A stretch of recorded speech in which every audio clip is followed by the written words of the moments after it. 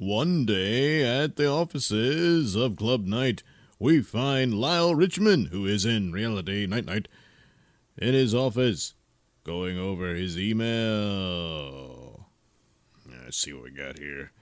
Looks like a bunch of crap. Penile enlargement. As if I needed that. Wait a minute, what's this?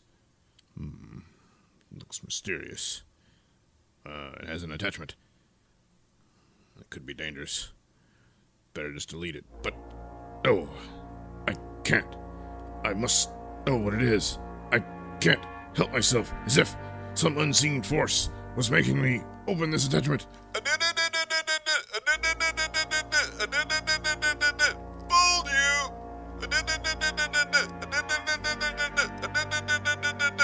Now there's a bug up your butt, and I know what. Fooled you! Good Lord. Suddenly my computer is in the grip of a virus that was clearly created by the notorious, nefarious, nasty dealings of the Fooler. If there's a bug up your butt, then I know what. It's obviously some sort of clue. A conundrum, an enigma, wrapped within a mystery. I hate to admit it, but I'm probably going to need Dick's help. Dick! Get in here, Dick! What do you want? I need help here, Dick. Get in here! No! What's going on? I'm afraid our old enemy, the Fooler, is up to no good once again. It appears he's left a clue on my computer here. If there's a bug up your butt, then I know what. I don't know what that means. Come on, Dick, concentrate. Your idiocy is able to get rid of the usual distractions that a more intelligent mind would have, thereby missing certain clues to the clue. Well, I don't know. Wait a minute. How'd you get this? No, I was going through my email, and I noticed this mysterious email that was unknown to me, and I saw it had an attachment, so I opened it. What? You're not supposed to open attachments from unknown email? Shut up, Dick. You don't judge me. Yeah, how stupid. I can't believe you did that. Well, if I hadn't, we wouldn't know that the Fooler is once again on the prowl. Speaking of which, it's obvious the Commissioner must have known the Fooler was once again at large, and yet he failed to inform me. I think it's time for Night and Boobo to pay the Commissioner a visit. Oh, boy.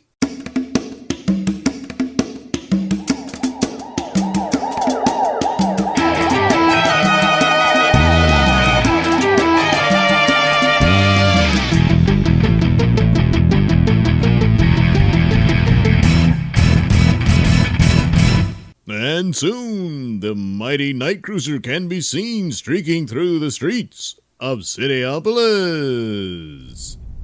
All right, Bobo, we still gotta decipher that clue left behind by the Fooler. Well, it's something about butts and bugs. It can't mean an actual bug up someone's rectum. That's too obvious. But it does have something to do with bugs. What other kind of things? Something to be irritating, a nuisance? Of course, it was a virus on the computer. But why up the butt? That I don't quite get. Yeah, I don't know either. Maybe it's like, well, you know, a bug. That's like a listening device. You know, how you're always bugging the Commissioner's office. No, don't be stupid. That's ridiculous. No, there's some other use for the word. Wait, a bug. Of course. And it was a virus on the computer. But the real virus is an actual virus. The Fooler is going to unleash a virus that will bring harm to Cityopolis. My God, it's bioterrorism. And the Commissioner wouldn't tell me? That bastard. Speaking of listening devices, I'd better call ahead, make sure he's in his office. I don't want to waste a trip. Hello, you got Charles Wetwin? Hello, Wetwin. Oh no, Night. That's right. When were you going to let me know that the Fooler was out of prison? Never, since he didn't go to prison, remember? They said he was insane, so they sent him over to the mental ward, and then the doctor that was caring for him declared him sane. So, they let him go. They gotta leave him alone, Night. That's the law. Maybe for you, Wetwin, but I obey justice, which is greater than the law, because that's what the Night is about. Justice. I don't know what you're about, Night, but it damn sure isn't justice. Listen to me. Do you realize he is currently threatening Cityopolis with a deadly biotoxin? A virus, if you will? How do you know that? He sent the threat through an enigmatic clue onto a computer that I am aware of. Of course, the clue was a virus in and of itself on the computer, and the message was, if there's a bug up your butt, then I know what. Clearly, bug, virus, plus the mention of one's butt that could refer to people fatally succumbing to dysentery. That's diarrhea. Yeah, Night, look, the only bug up my butt is you. Stop calling me.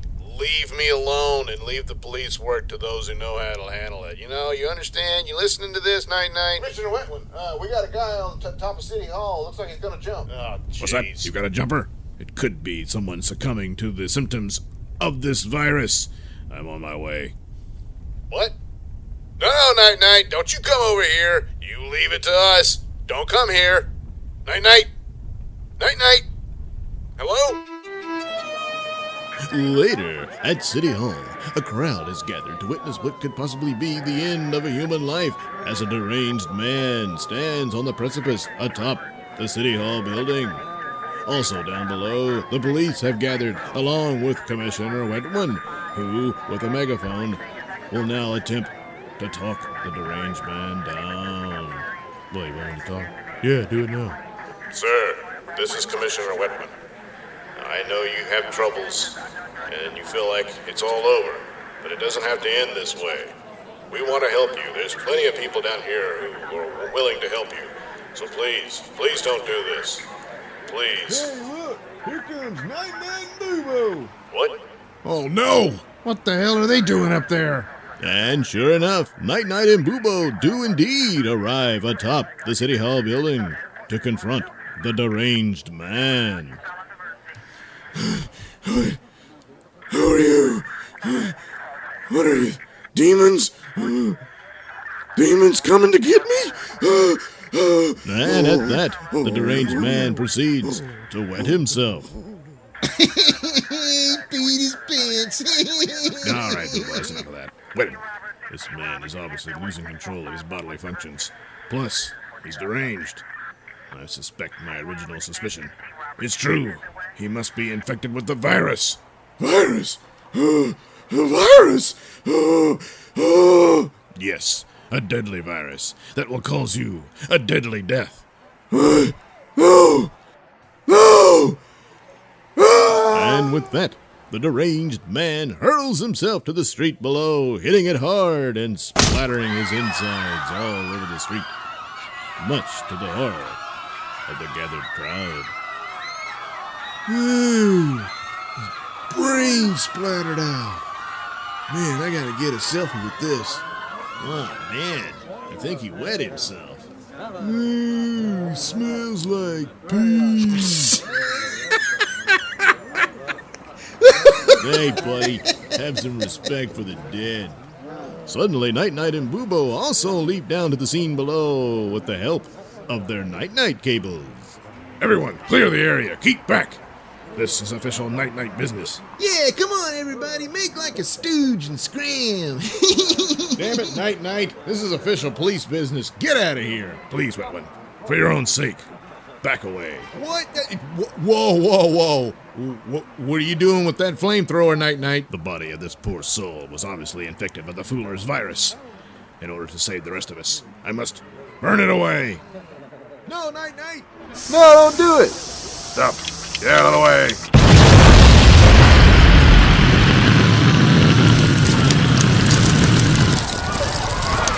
Virus? What's he talking about? Oh my gosh! Virus? This guy was sick or something? Let's get out of here!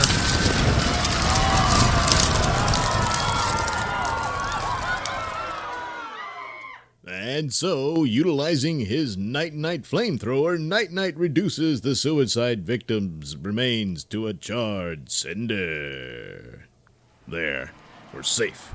There's no possible way that virus could escape that barbecue. Oh my god. That does it. Night, you're under arrest. Don't be ridiculous, Commissioner.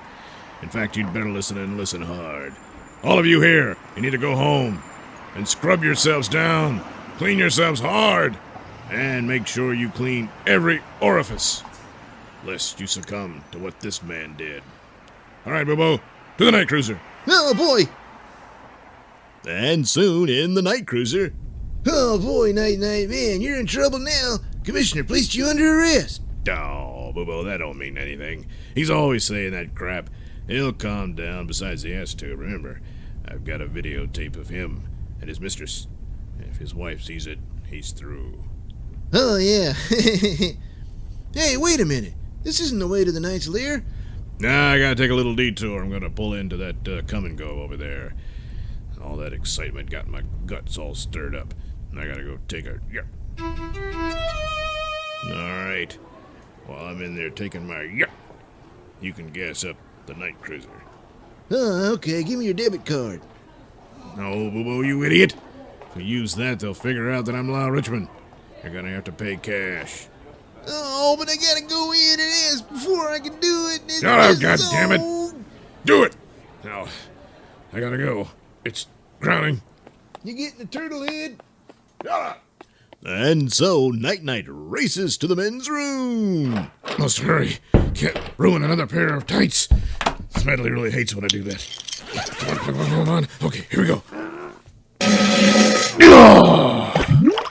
Oh, thank God. Oh, I hate it when it really knifes in your gut like that.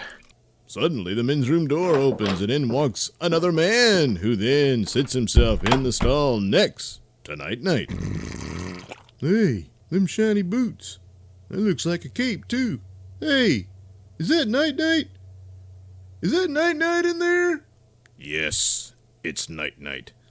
Hey, yeah, why do y'all do that stuff and wear them suits? And what about that car? I mean, where do you get a car like that? Listen, pal, I don't want to talk to you while I'm trying to take a shit. So just leave me alone.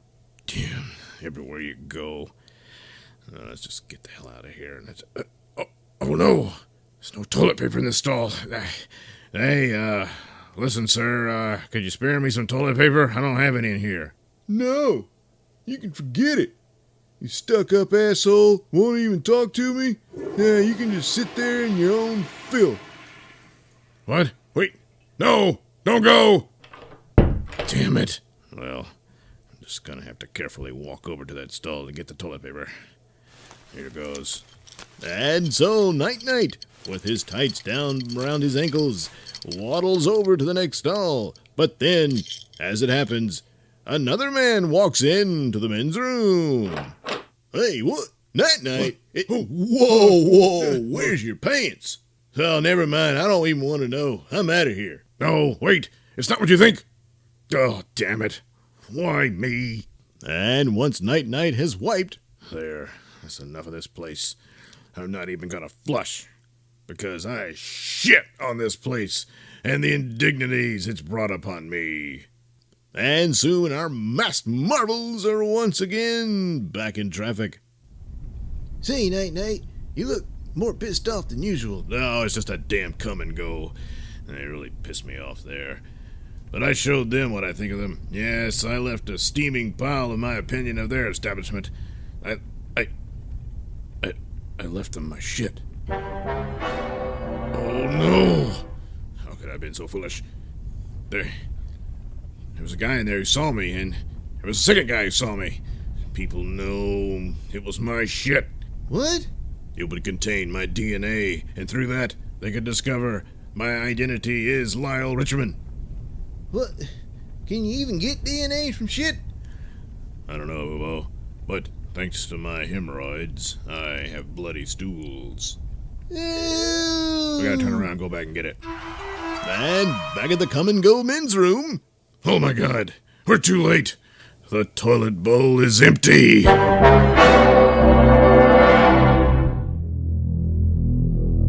Was it flushed? Or was my feces collected for sinister purposes? Look, somebody wrote this on the wall. It says, they paint these walls to stop my pen, but the shithouse poet has struck again. Damn it, Boo-Boo, shut up, you idiot! Keep your mind focused on the dilemma we're in. Our very secret identities could be exposed. What? I didn't shit here. No, you idiot. If people figure out that Night-Night is Lyle Richmond, it won't take them long to figure out that his half-brother is also Boo-Boo. Oh no! Is this true? Are our heroes now firmly in deep doo-doo? Find out in the next exciting episode of Night Night.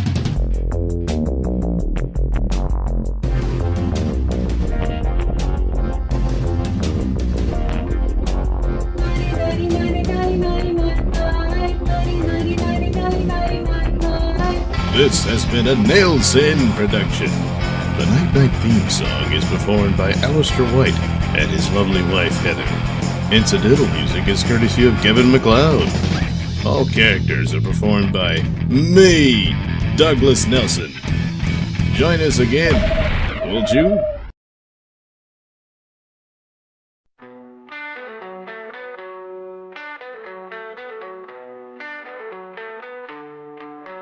Hollywood, really wish they were, they would. There's no debating, all that's left is the Nelson Reagan. The flies will feast on the corpse of the beast. Only after the fill of the vulture, pop goes the culture. Pop, pop, pop, pop goes the culture.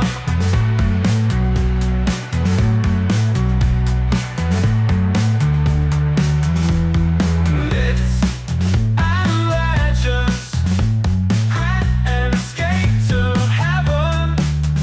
A darker, taller tale gives a tour of hell. Pop goes the culture, pop, pop goes the culture. Pop, pop, pop, pop, pop goes the culture.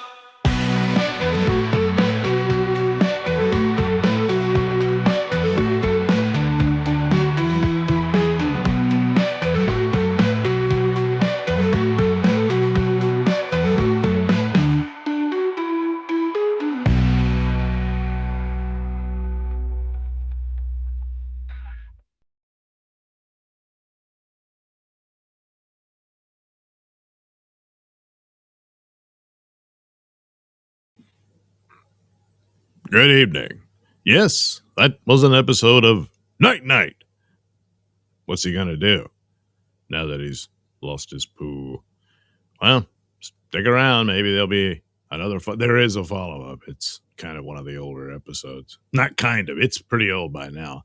But nevertheless, I guess I'll start popping those in these, these streams and stuff like that, And later on, they'll do the advertisement for indieplanet.com where you can go and get your Night Night comics. Oh, yes.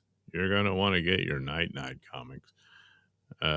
Look, not everything described therein takes place on the pages. But, yeah. Anyway, I put the little link in there. You can check that out. So, the chat says, "Hi, Mr. Nailsin. Hello, Alexandria. I hear you." Oh, yeah. I keep forgetting I'm on EV Mux now. How do I forget this? This is the thing I always have to check out. And it's vitally important. Yep, there I am. I can be heard. All right. So it should work. I'm on screen. Yeah. The rest of it, I'll be sharing the articles. And I have to remember to keep myself in the corner. Otherwise, you can't hear me. Anyway, Alexandria says, "Is there supposed to be something playing on the screen?" Well, it's just a still image for the audio play. That's what I put in my podcast every Saturday. And so, yeah, I moved them to YouTube eventually. I'll let them simmer for a while before I do that. And then, of course, well, I got to have something on the screen. So it's usually just a picture. Yeah. Alexander, it's just the guy in a circle on the screen. Well, yeah. That's all I could do. I suppose I could have got AI to have him run around and stuff. But, Alexander, it's like a radio show. Exactly. It's radio. Old time radio. The shadow and all that. That's the idea anyway. Oh, well, anyway. So, going to talk about the Odyssey. Oh, no, it's almost here. I'm probably not going to see it. It's like, yeah, it is bummed out. So far, all I've had any real interest in are 2 horror movies. That's like the whole year. I'm guessing Spider-Man will probably be a big hit. I'm thinking that one will do very well. But everything else is just quite the letdown. And, yeah. Alexander says, I enjoyed it. So you've seen Odyssey. All right. But it's got its troubles. And, I'll catch up on that. Then there's, of course, the poor, sad state of affairs for the DCU. Who are we kidding? It's more than likely over for it. I mean, maybe they'll continue it under some other, boss, something like that. Might happen. I don't know. My guess would be the best bet is they just do Batman movies and leave it at that. A little bit of Marvel stuff. And then some new possibilities in the genre of horror. There's a big battle over some little-known IP, which began on YouTube, similar to Backrooms, and now they're chasing after that and this kind of thing. So it's interesting. And I guess I'll talk about Star Wars. And then another TV show that may or may not make a comeback. So there you go. Alexander said, no, I enjoyed the Night. Okay. Yeah, I was wondering. I wasn't sure if there was already early screenings in certain areas of Odyssey. I think that's like, it's not. Is it this Friday or next Friday it premieres? Crap, I don't know. You see, I lost all it. Something like the Odyssey would be, because I'm a history buff and that sort of thing, and I like old myths and everything. And I mean, sometimes the adaptations leave a lot to be desired, but it's looking like the Troy movie is going to be a lot better.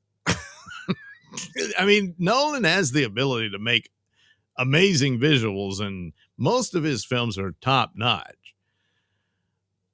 But every great director has a rather colossal failure, not just one that didn't do all that great. And this is looking like that's exactly what it's going to be. So anyway, that's what I'll do. Let's take a look at Odyssey. So Odyssey is demonstrating the lesson that, especially at this late hour, that if your movie has a whiff of wokeness to it, it's probably DOA. And in some cases that could be utterly unfair to the product, or it's not the overall product. But it doesn't matter. The landscape is irradiated from that crap, and so race swapping, gender swapping, all that type of stuff, just that in and of itself. Oh no, you can't do it. And then of course, trying to do an adaptation of an old classic, but you'd rather go to some Marxist feminist version of it. And then don't tell us this is an adaptation of the Odyssey. It's Homer's Odyssey. Is it? So, all right, let's take a look at what's going on now for the Odyssey, or how's the Odyssey going for the Odyssey? Oh no, the Odyssey trailer crosses 500,000 dislikes on world premiere day. I didn't know there was a holiday world premiere day. I guess there is. Oh, look, there's already an update. The counter kept climbing through premiere night, hitting 566,000 as the first reactions landed, calling the film a triumph. Well, there you go. Somebody likes it. Meanwhile, Nyong'o's new junket comments about Homer are fueling the backlash further. The Odyssey's countdown trailer has passed 500,000 dislikes, and it picked the day of the world's premiere to do it. of the film's world premiere. The trailer, yeah, okay, so he did the update. It's well over 500,000. So there you go. You get an image. That's you don't want to see that. And it would seem unlikely for this is a Christopher Nolan film. And well, you know, and a lot of times it's business. You have a customer in the audience, and you know, you see, but I did so cool in this other movie I did a while back, remember? And it's like, yeah, what have you done lately? Well, this. Yeah. So anyway, Cosmic Book News first reported the ratio on July 1st. The trailer had 55,000 dislikes, blah, blah, blah. And so it's pushed well beyond that, still climbing, I imagine. And so along the way, the casting backlash went international. Yeah, Greece is upset.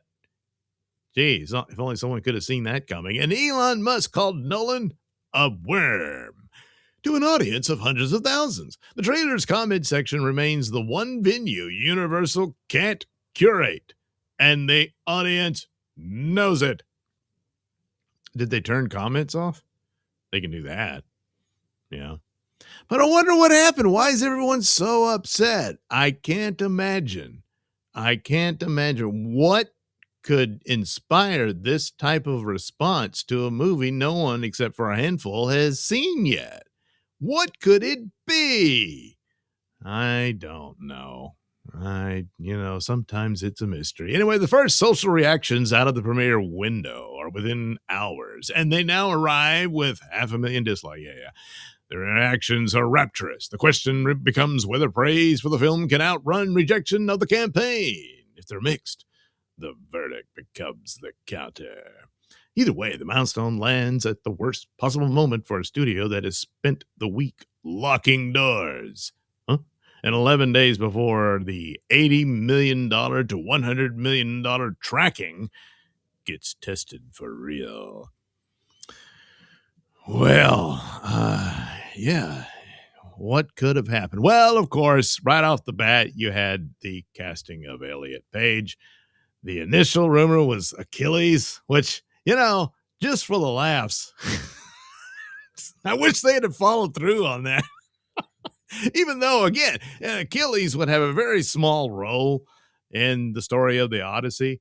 His bigger role, it was in the Iliad, which is the Trojan War. The Trojan War is ended at the beginning of the Odyssey. So, yeah.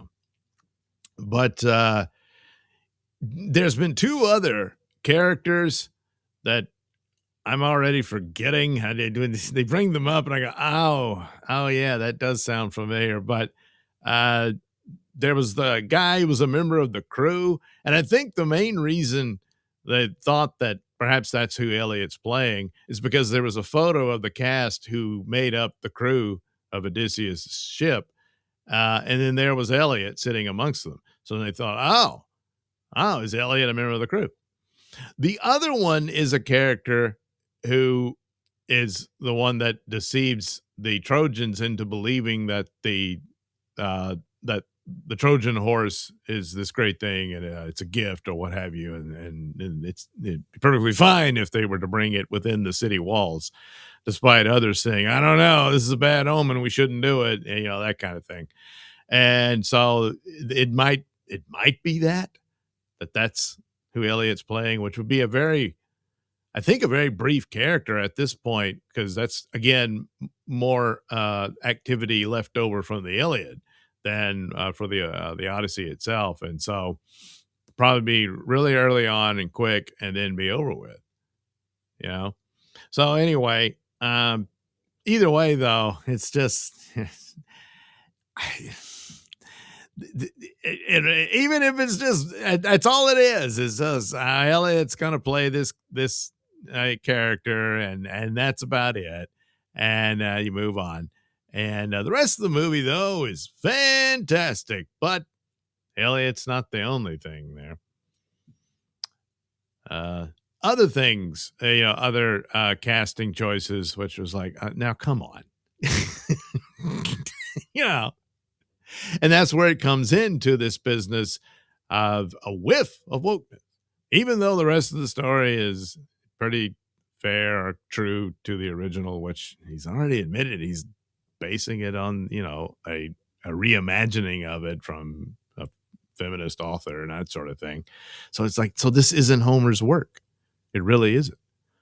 So, that's a problem before you even cast anybody. But then you cast people, race swaps and the like, and it's just, there's no stomach for it anymore.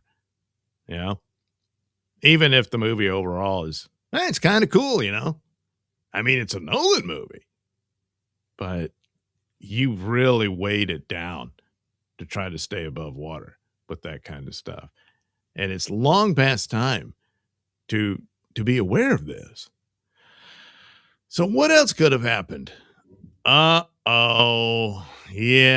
Not only is it the casting, but it's comments like this. You probably should have talked to Supergirl about that. Yeah. So here it has the update for this article. The first reactions are in, and they're saying Nyong'o is the best of the cast. So, but that's the quote unquote professional critics, and they get the first view of it. And I tell you all that. And of course, how many years have we gone through with movies where the critics are overwhelmingly in favor of it and the audience score is in the toilet? So you got to understand that the professional critic reputation is also in the toilet because there's just too many shilling. There's been a few have broken away from that, and it grows more and more because you got to think about your own reputation to be someone that's makes a living doing this sort of stuff. You're going to have people who pay attention to you. They're not going to when you lie to them. Yeah. Now, it's a Nolan film, so there's probably a lot of great stuff in it. No doubt about it. But, and then this commentary just fuels it. So anyway, she's done some appearances promoting the film on podcasts and whatnot. And let's see, she was on the DC Film Girl during the press junket. The Helena Back Troy actress was asked about the resilience of the two women she plays. So she says, what Chris is interested in this film is investigating the cost of war. Well, that's kind of the thing. The whole Odyssey is this judgment from the gods on Odysseus and all that. And so that's originally what it was. But anyway, she says, very little time is spent on the perspective of the women. Yeah, I know. It's the story of Odysseus. He was a soldier in the Trojan War. He's a man. Well, he's a general in the war. But anyway, you understand that, right? It's told from a very masculine side of things. Again, he's a man. So, and he went to war. And now he desperately wants to get home, but the gods won't let him. So it takes 10 years for him to get back home. But this film takes time to really consider things from the female perspective. Well, they're upset about the war, and that's in there. That's in there. And the Iliad, the Trojan War, Cassandra was warning about how it had all this doom and gloom prophecy she was experiencing and everything. Yeah. And so we see Helen and Clytemnestra, how this war has affected them both. And they respond to it very differently because their experience of it is very different. Wow, boy, it almost sounds, this is simpleton's gobbledygook. Anyway, she closed the thought by saying it was enriching to take the time to humanize the two. We know they're human, and consider what that era looked like for them. It didn't look like this. Anyway, another clip that is also going viral with millions of views. Oh boy, you're really getting your message out there. That should really help the movie, right? So she talked to this Jake Hamilton guy, and I think I'm sure you've seen it by now. They asked her about, hey, if Homer was here, if he traveled through time, what would you ask him?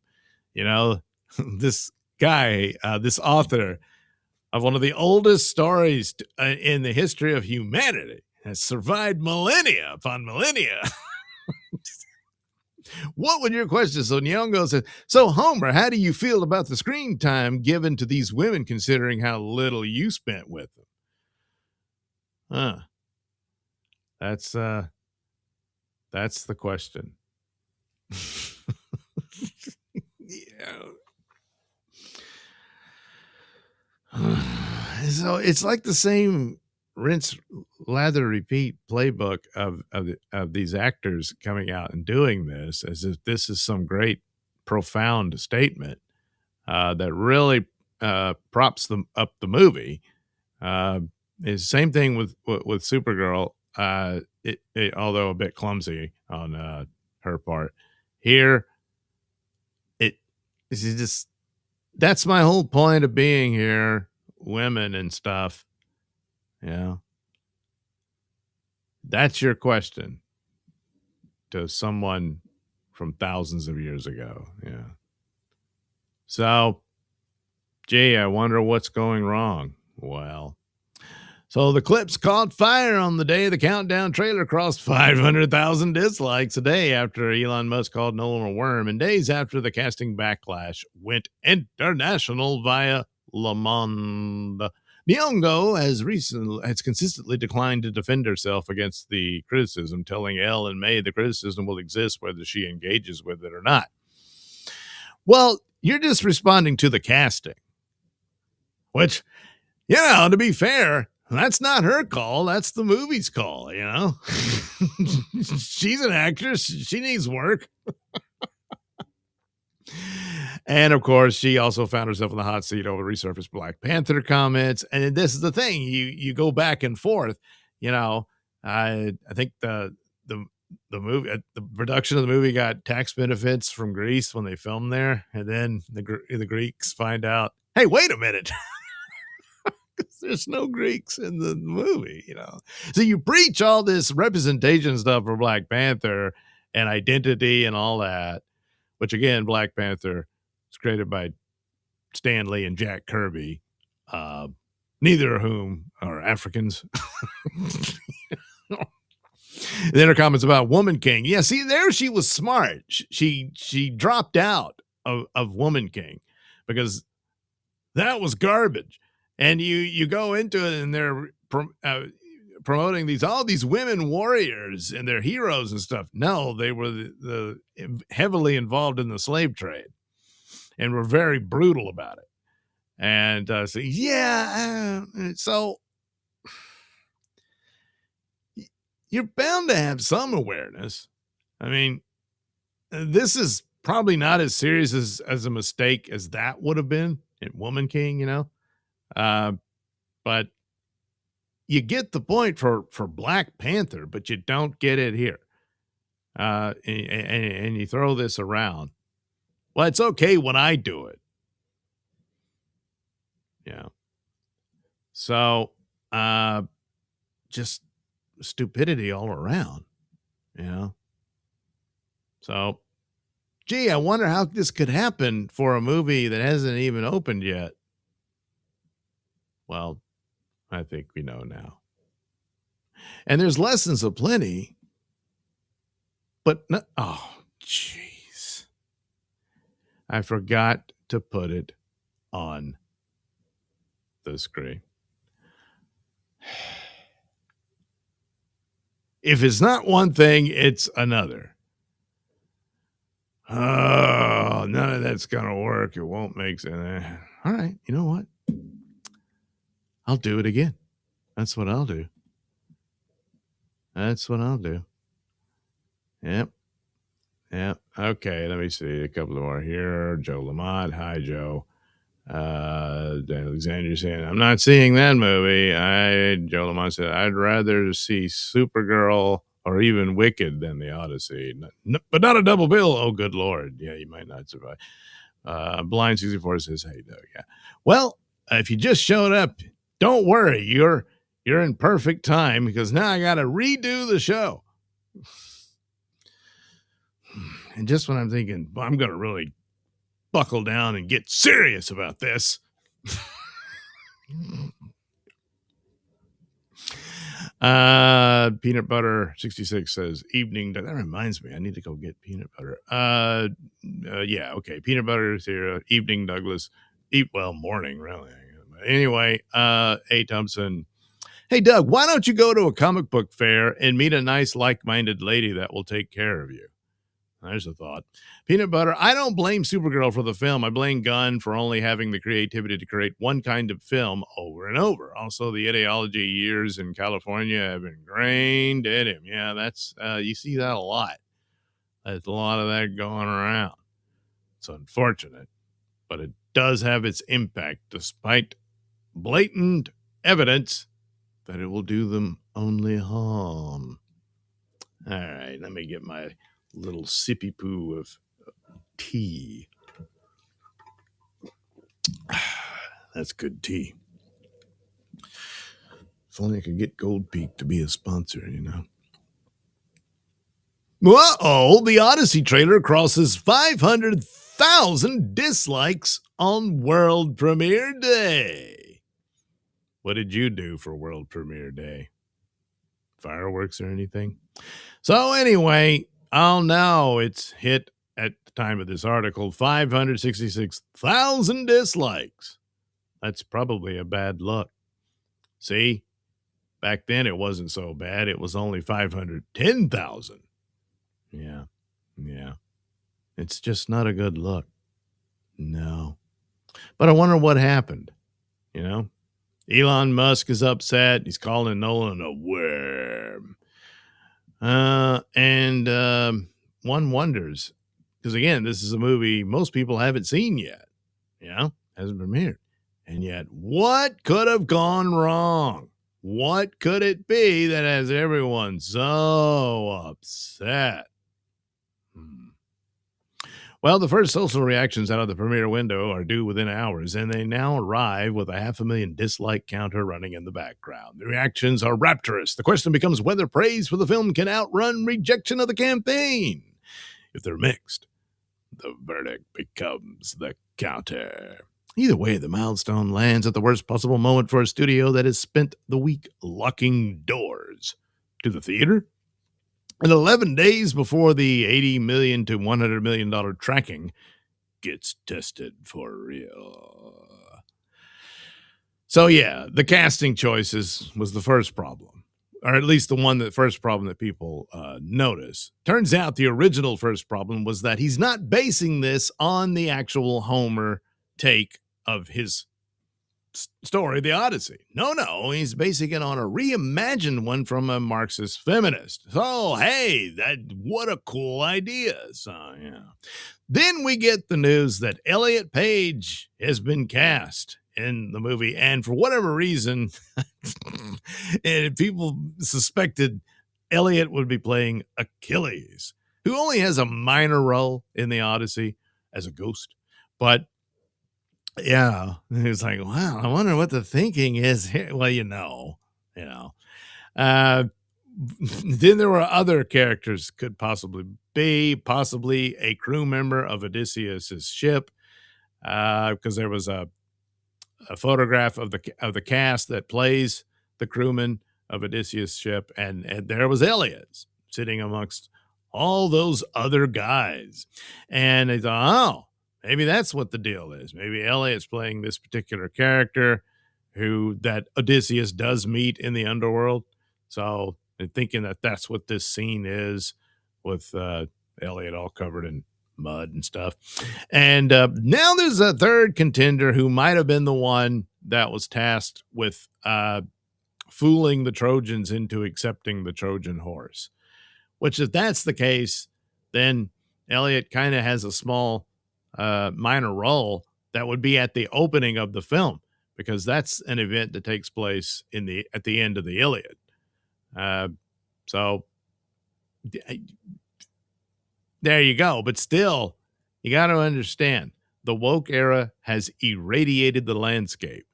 So anybody gets a whiff of wokeness, it's dead on arrival. No one will show up. So you say, hey, it's not that big of a deal, and it's theater and whatnot. Yeah, we know why you cast Elliot. We know. Yeah. And so it's just like, I can't deal with it. And that's the problem that will continue for quite some time.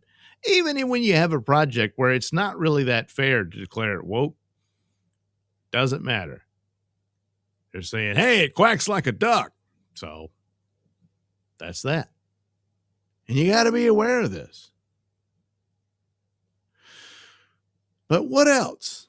What other casting choices were there? Well, yeah, it's not just Elliot. Don't blame it on Elliot. No. See, meet Helen of Troy.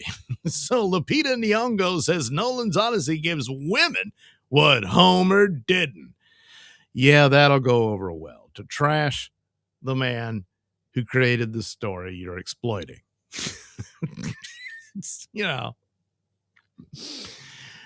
So, yeah, she's done her round of podcasts and whatnot promoting the film. And so she says, what Chris is interested in this film is investigating the cost of war. As if no one knows. When you read the Iliad and the Odyssey, you didn't. Very little time is spent in the perspective of women.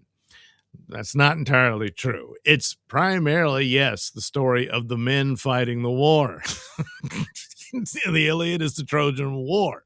It is a war. But Helen herself is significant to the story. Cassandra is significant to the story. We do get their perspectives, and Cassandra was, had the gift or curse, if depending on how you see it, of prophecy, and was predicting all this doom for the city of Troy, and they wouldn't listen to her and all that. So she says, it's told from a very masculine side of things. Yes, these are men fighting a war. Men tend to be masculine. And especially the Odyssey. What is the story of the Odyssey about? Odysseus. I'm sorry, Lupita, he's a man. But this film takes time to really consider things from the female perspective. And so we see Helen and Clytemnestra, how this war has affected them both. And they respond to it very differently because their experience of it is very different. Wow. They're different because they're different. That's amazing. She closed the thought by saying it was enriching to take the time to humanize the two women and consider what that era looked like for them. What it looked like? Yeah, it didn't look like that. Another clip that's gone viral. So this is the one where she's asked, or the whole cast that's with her there in this show, hey, what would you ask Homer if somehow he traveled to the future from the past, So this guy who's thousands of years old and wrote one of the oldest tales in human history, that survives to this day. What would you ask him? So her question would be, so Homer, how do you feel about the screen time given to these women, considering how little you spent with them? And she's very smug and proud of herself about this, because she thinks it's brilliant. Now, do you think this movie will survive as long as Homer's Iliad and Odyssey did? There's a reason for that. So anyway, the clip's called Fire. On the same day, the Countdown trailer crossed 500,000 dislikes.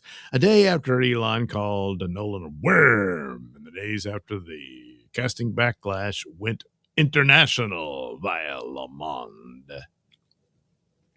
Well, yeah, but it's also Greece. They gave some tax credits to the movie production, and then only to find out one of the great tales of their heritage does not feature a single Greek actor. Now, look, you preach the sermons of representation and identity.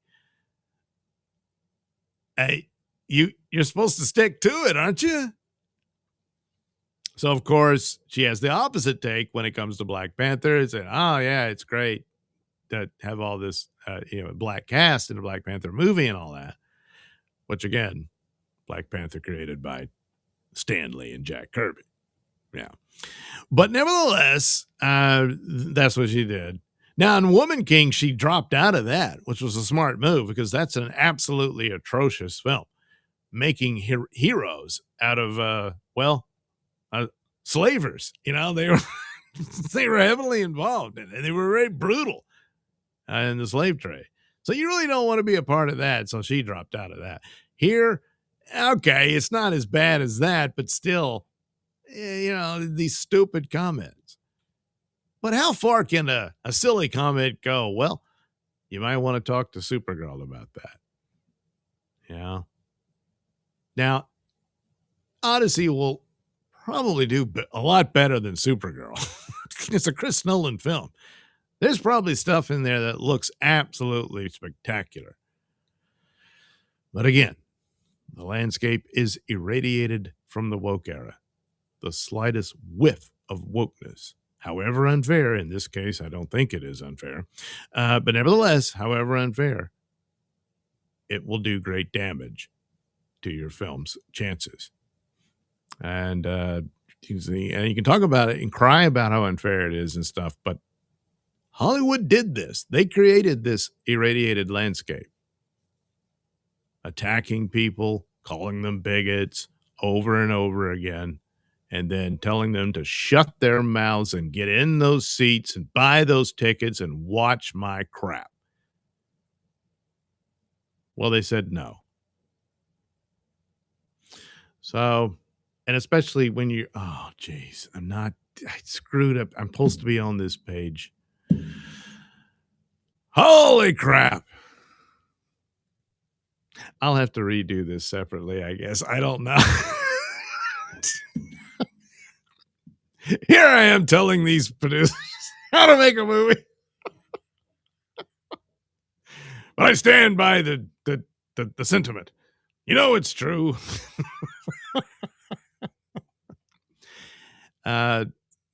This is quite a multitude of unforced errors. I've always wanted to do a depiction of the Odyssey, you know. Well, you could have done that, but you didn't. And now here we are. So it's unfortunate. Nolan is a very capable director. We've seen his work. He's easily the best director working today, but he's going to poop the bed on this one. You know, you can go by word of mouth and say, yeah, but it's just so incredible to look at. And maybe that'll do it. Maybe. But again, you know, more times than not, that whiff of wokeness and everybody checks out. A. Thompson says I need to get a woman at a comic fair. A lot of people say go to church and stuff, you know. A. Thompson says go to the comic fair. Peanut Butter says Sam Rockwell can save any film. Is he in this one? Peanut Butter says Jesus Christ. I don't think Jesus is in the film. Peanut Butter Troy happened. I was there. Doug and Helen was a baddie. Hector was a real one. Alexander says Homer should tell her the only Trojan she knows about is the condom. Oh my goodness. Can you imagine him? Of course, you know, he was Greek, so he didn't care for the Trojans, I'm sure. It's like, oh, really? Condoms? That's the legacy of Troy? Ha ha, Troy. You should have made a deal. Snow White. Well, yeah, Rachel Zegler, perfect example of what not to do. And yet, yeah, look, like with Millie Alcock and Supergirl, I don't think she went totally Rachel Zegler, but, you know, damn close. Because Zegler was clearly totally in with the philosophy and everything.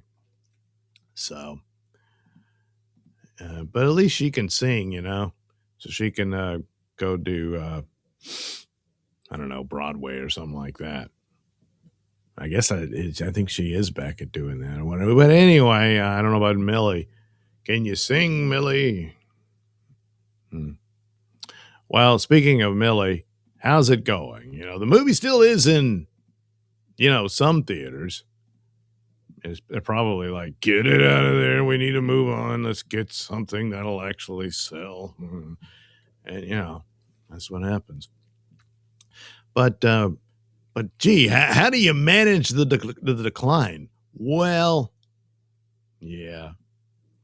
Lobo becomes the face of Supergirl's digital release. Oh boy, that's a poor choice. Anyway, update already. I'm just now getting to the article.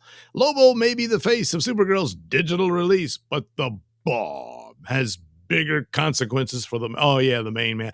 Yeah, I'll cover that in a bit. But Warner Brothers has quietly changed what Supergirl is selling, and it isn't Supergirl. Digital storefronts have updated the movie's cover art to feature Jason Momoa's Lobo standing alongside Millie Alcock's Kara. Yeah, but he's barely in the movie, so you're lying. But yep, so there's the cover when you want to go order a digital copy to watch it in the comfort of your home. That's what you see. So it's like Supergirl and Lobo hang out in space and stuff, and they have this magical journey together. Might have been a better movie. I don't know. So obviously, yeah, there's like, hey, I know you're hearing a lot of bad stuff about Supergirl, but look who's in it. Huh? And wasn't he born to play this role? He looks just like Lobo. I mean, sure, we had to paint him white and stuff, and give him the Kiss makeup. But other than that, that's all we had to do. And so, and he flies around on his flying motorcycle and stuff. And he's pretty much Lobo in a terrible movie. Yeah. Anyway, our insiders told us back during post-production that a Lobo scene was added to the movie, and we said it at the time exactly why. The film needed more testosterone. The box office proved the instinct right and the movie wrong. Supergirl's opening crowd was 59% male, with men over 25, the biggest demo at 41%, and women under 25. The audience WB spent on Ulta Beauty campaign chasing dead last at 15%. So that's the thing. They keep going after a female audience for these traditional, mostly men interest films, action movies, adventures and stuff, the superheroes, all that. There's females who want to go see those, but they're very small in number compared to their male counterparts. This has always been the case, and it still is. They keep thinking somehow they're going to trick you into it. So I guess, they had Millie Alcock doing a makeup ad or something, and then go see Supergirl. And it's like, what? What for? So anyway, the digital strategy writes itself. The only audience that bought tickets was dudes, and dudes like Lobo. Well, look, had you done the movie right, a lot more people would have shown up. You know what movie did it right? Wonder Woman. And look, Wonder Woman is she's her own character. She's not derivative of Superman or anything like that. Supergirl is. So you say, hey, it's a Superman movie, no Superman, and that kind of thing. But Wonder Woman was like that. But also, it was just a better movie overall. And it got more eyeballs in it. The second one was crap. So that one bombed. And things like, COVID and lockdowns and everything. Sure. But it was a terrible movie. Well, that first one was really good. And then you're not preaching a sermon or any of that stuff. And, oh, men, they're all monsters and all that type of stuff. They didn't do that. Some of the men in that movie were terrible, but not all. Here, yeah. And the movie, it really isn't all that preachy compared to others. it just wasn't all that great. And then you just, hey, look at Supergirl, and she's drunk all the time and takes a dump in the show and pukes all over the place. And cool, I hope she can save the day. So there you go. They're basically admitting, well, we screwed up, and hey, Millie, could you stand off to the side there? So to try to trick people that this is some kind of Lobo movie. Well, it isn't. But hey, look, we all know that Jason Momoa really wanted to play the character. He's long wanted to do it, and he finally got a chance to do so, and then maybe this will lead to his own Lobo movie. And no doubt that was the idea. Well, Jason Momoa was Lobo, one Supergirl. I turned it off. Damn it. You're supposed to transition the right way. Get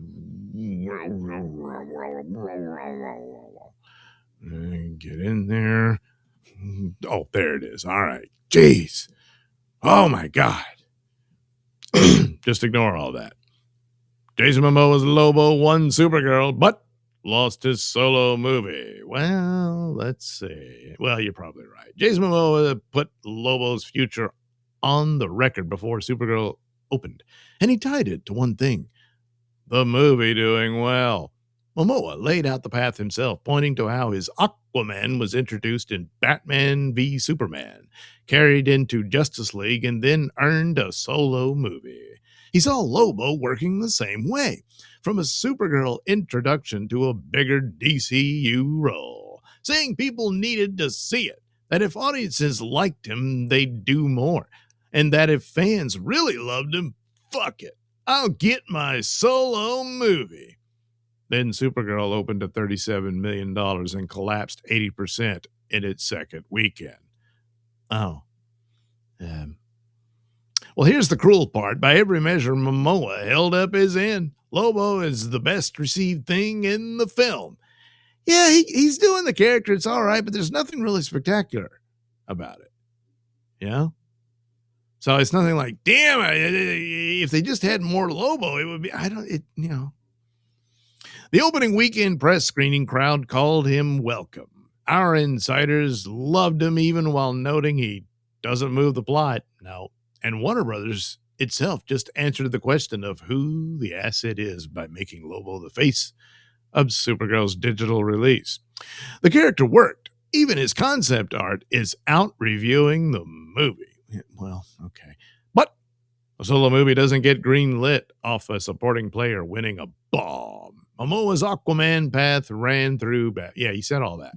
So, did it really ruin his chances? Perhaps. But then again,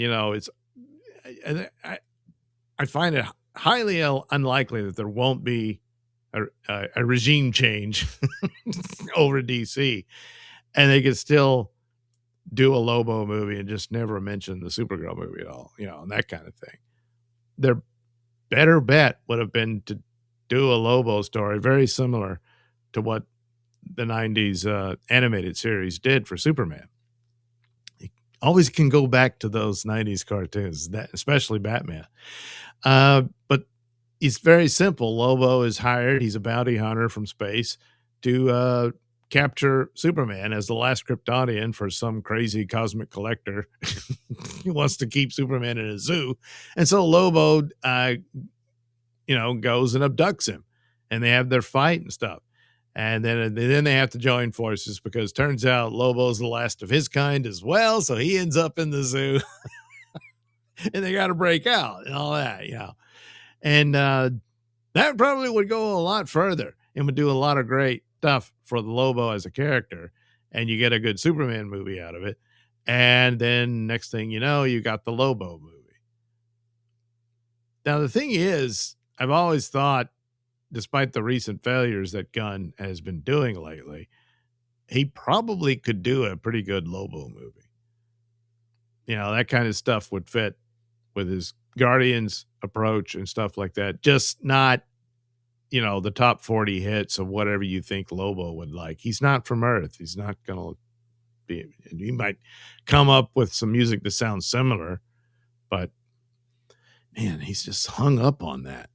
Anyway, there's one wrinkle in Momoa's favor. If the Snyderverse comes back the way our insiders say it's trending, well, that's a bit dubious. But Momoa is the rare actor with a foot in both universes. Yeah, I don't know. I mean, they would have him back as Aquaman. So anyway, if a solo Lobo happens, it won't look like the pitch from Jim. The lesson every analyst has drawn from Supergirl is that you can't spend tentpole money on characters who aren't A-listers. Yeah, but Momoa has quite a following, so I don't know. Anyway, the model now is Clayface in theaters this fall at a reported $40 million budget, or the original Joker, which turned $62 million into $1 billion. I don't think Clayface will do that, but Clayface has an opportunity to make a profit because it's done on the cheap. So if you did a cheap Lobo, Lobo crash lands on Earth and finds love. I mean, something like that. I don't know. A Lobo movie's it's going to be pricey because he belongs in outer space.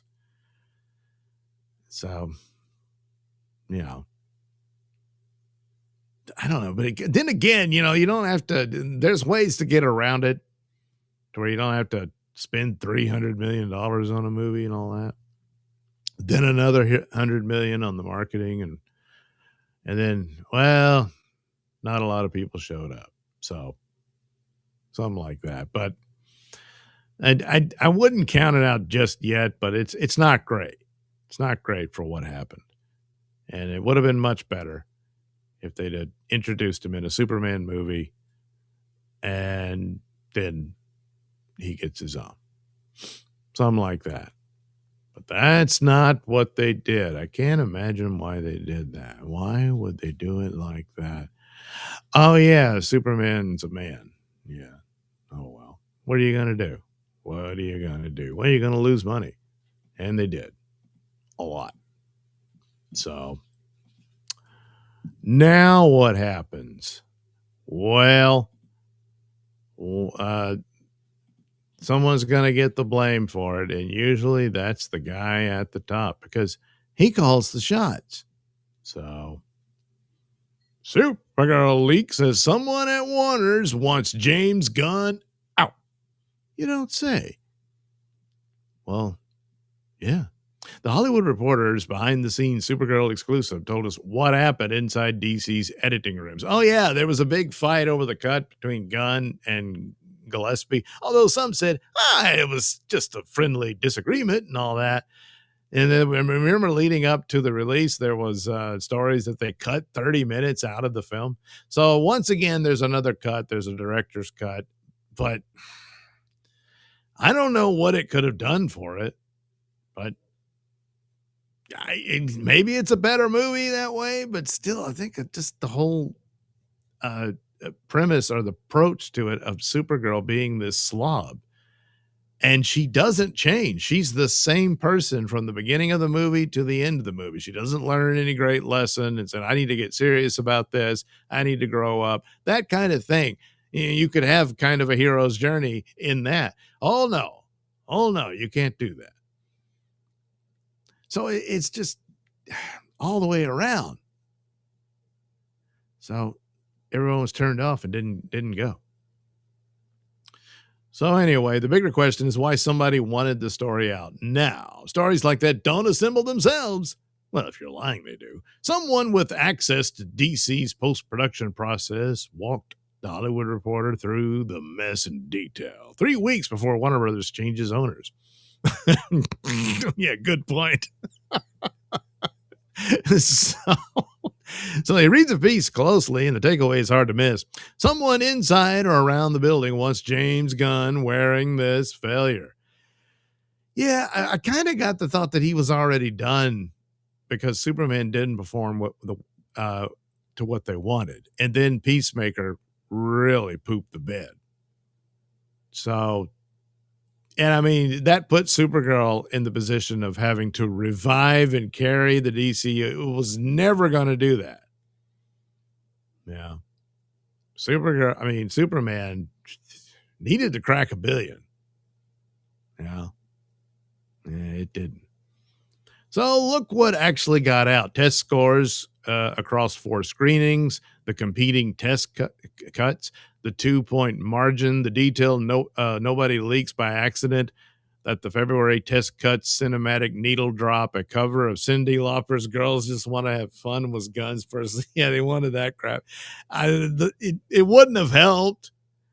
You know, the songs were just bad. It just you can't just keep doing Guardians of the Galaxy all the time. The song itself wasn't a secret. Test audiences heard it back in February, and screening details leak all the time. The attribution is the leak. A fan at a test screening knows what song played. They don't know who picked it. But that song choice came from Gunn. Could only come from the room where that call was made. And it's the only half of the detail that embarrasses Gunn instead of the movie. And consider why it stings. Gunn built his entire brand on the needle drop. This detail says the needle drop guy personally picked a bubbly 80s party anthem for the scene where Supergirl kills a man in another director's movie. And it was so wrong that it didn't survive testing. That's his signature skill, failing on someone else's film. It's also the Guardians formula we wrote about, done to death in one song choice. The ironic needle drop audiences stopped finding charming years ago. Yeah, it's like, I know, put a needle drop in it. The rest of the framing cuts the same way. Gillespie's version scored better on songs, pacing, and the villain. The exact things audiences later complained about. The cut that went to theaters was built on Gunn's writer, Gunn's editor, and Gunn's song. Well, wait a minute. That Cyndi Lauper song wasn't in there. Whoever fed this story made sure the failure had an author. There's another signal buried in the piece. Hollywood Reporter quotes a franchise filmmaker not involved with Supergirl who says this is not how the process normally works, and notes that a studio spending money on competing test cuts feels strongly about certain things. That's not a throwaway quote. That's a working director, anonymously, telling the town that what happened on Supergirl is not how this is supposed to work. Well, I know it's what he said. It lands right where our own reporting. Okay. Yeah. So there's more than enough reason to believe he's got to go. Yeah. Now, his only saving grace will be Man of Tomorrow, which is highly unlikely, even if it does okay, which is its best chance. But it would have to hit a grand slam, not just a home run, but a grand slam. And then you're like, well, I guess we got to rethink this. I don't know. Because there's a lot of crazy stuff that goes on. And I mean, his Lanterns show is another thing that's coming, but they hired Damon Lindelof to write that. And then Tom King, of course, good Lord. Tom King wrote the story that inspired the Supergirl movie, although his version is leaps and bounds superior to the movie. So, take that for what it's worth. But Lindelof, they gave him Watchmen, and that thing was garbage. Yeah, oh my God. So they decided to give him yet another DC HBO series. That's insane. So, a meticulous postmodern sourced from inside the process and unflattering to one man in particular, showing up 3 weeks before the new owners take the keys is not random timing. So, yeah, they really want the Ellison to get the message. Get rid of Gunn. And the quiet knife work feels ruthless. Remember how this regime started. In the fall of Henry Cavill returned as Superman in Black Adam and took a public victory lap, capped by that triumphant comeback interview with Josh Horowitz.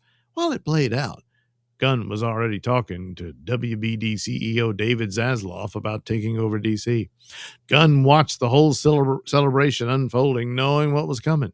He later acknowledged as much to Horowitz himself, right down to eventually having to sit Cavill down and give him the news. It went beyond Cavill. Per our insiders, the Gunn and Zasloff DCU pushed aside plans that were already in motion to continue the Snyderverse under WB Films co-head Mike DeLuca, with The Flash's real ending built to lead into Ben Affleck's Batman and the multiverse before it was scrapped. We're told DeLuca will be working closely with David Ellison once Paramount WBD merger completes. Now the will is coming around. Well, that's because DeLuca's film projects since then have done very well, whereas Gunn, not so much. Our insiders say Gunn will be out. Zack Snyder coming back. I don't know. A Dark Knight Returns film? That seems more likely. And even the Justice League, he gets to do 2 more Justice League films, but the idea that they all get their movies like it was supposed to be. Cavill gets a Man of Steel 2. Affleck gets Batman. I mean, they already screwed up Does Wonder Woman get a 3rd movie, to make up for that piece of crap second one? I don't know. I doubt that. But then again, it could just be the performances. It would be. If Zack Snyder comes back in a blaze of glory and does Justice League 2 and it's a smash hit, then, yeah, I guess so. But nobody's getting any younger, so. But anyway, Gunn leaving, yeah, that's probably a done deal.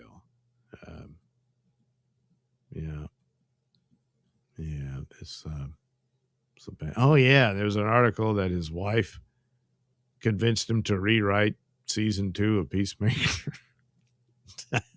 Well, whoops.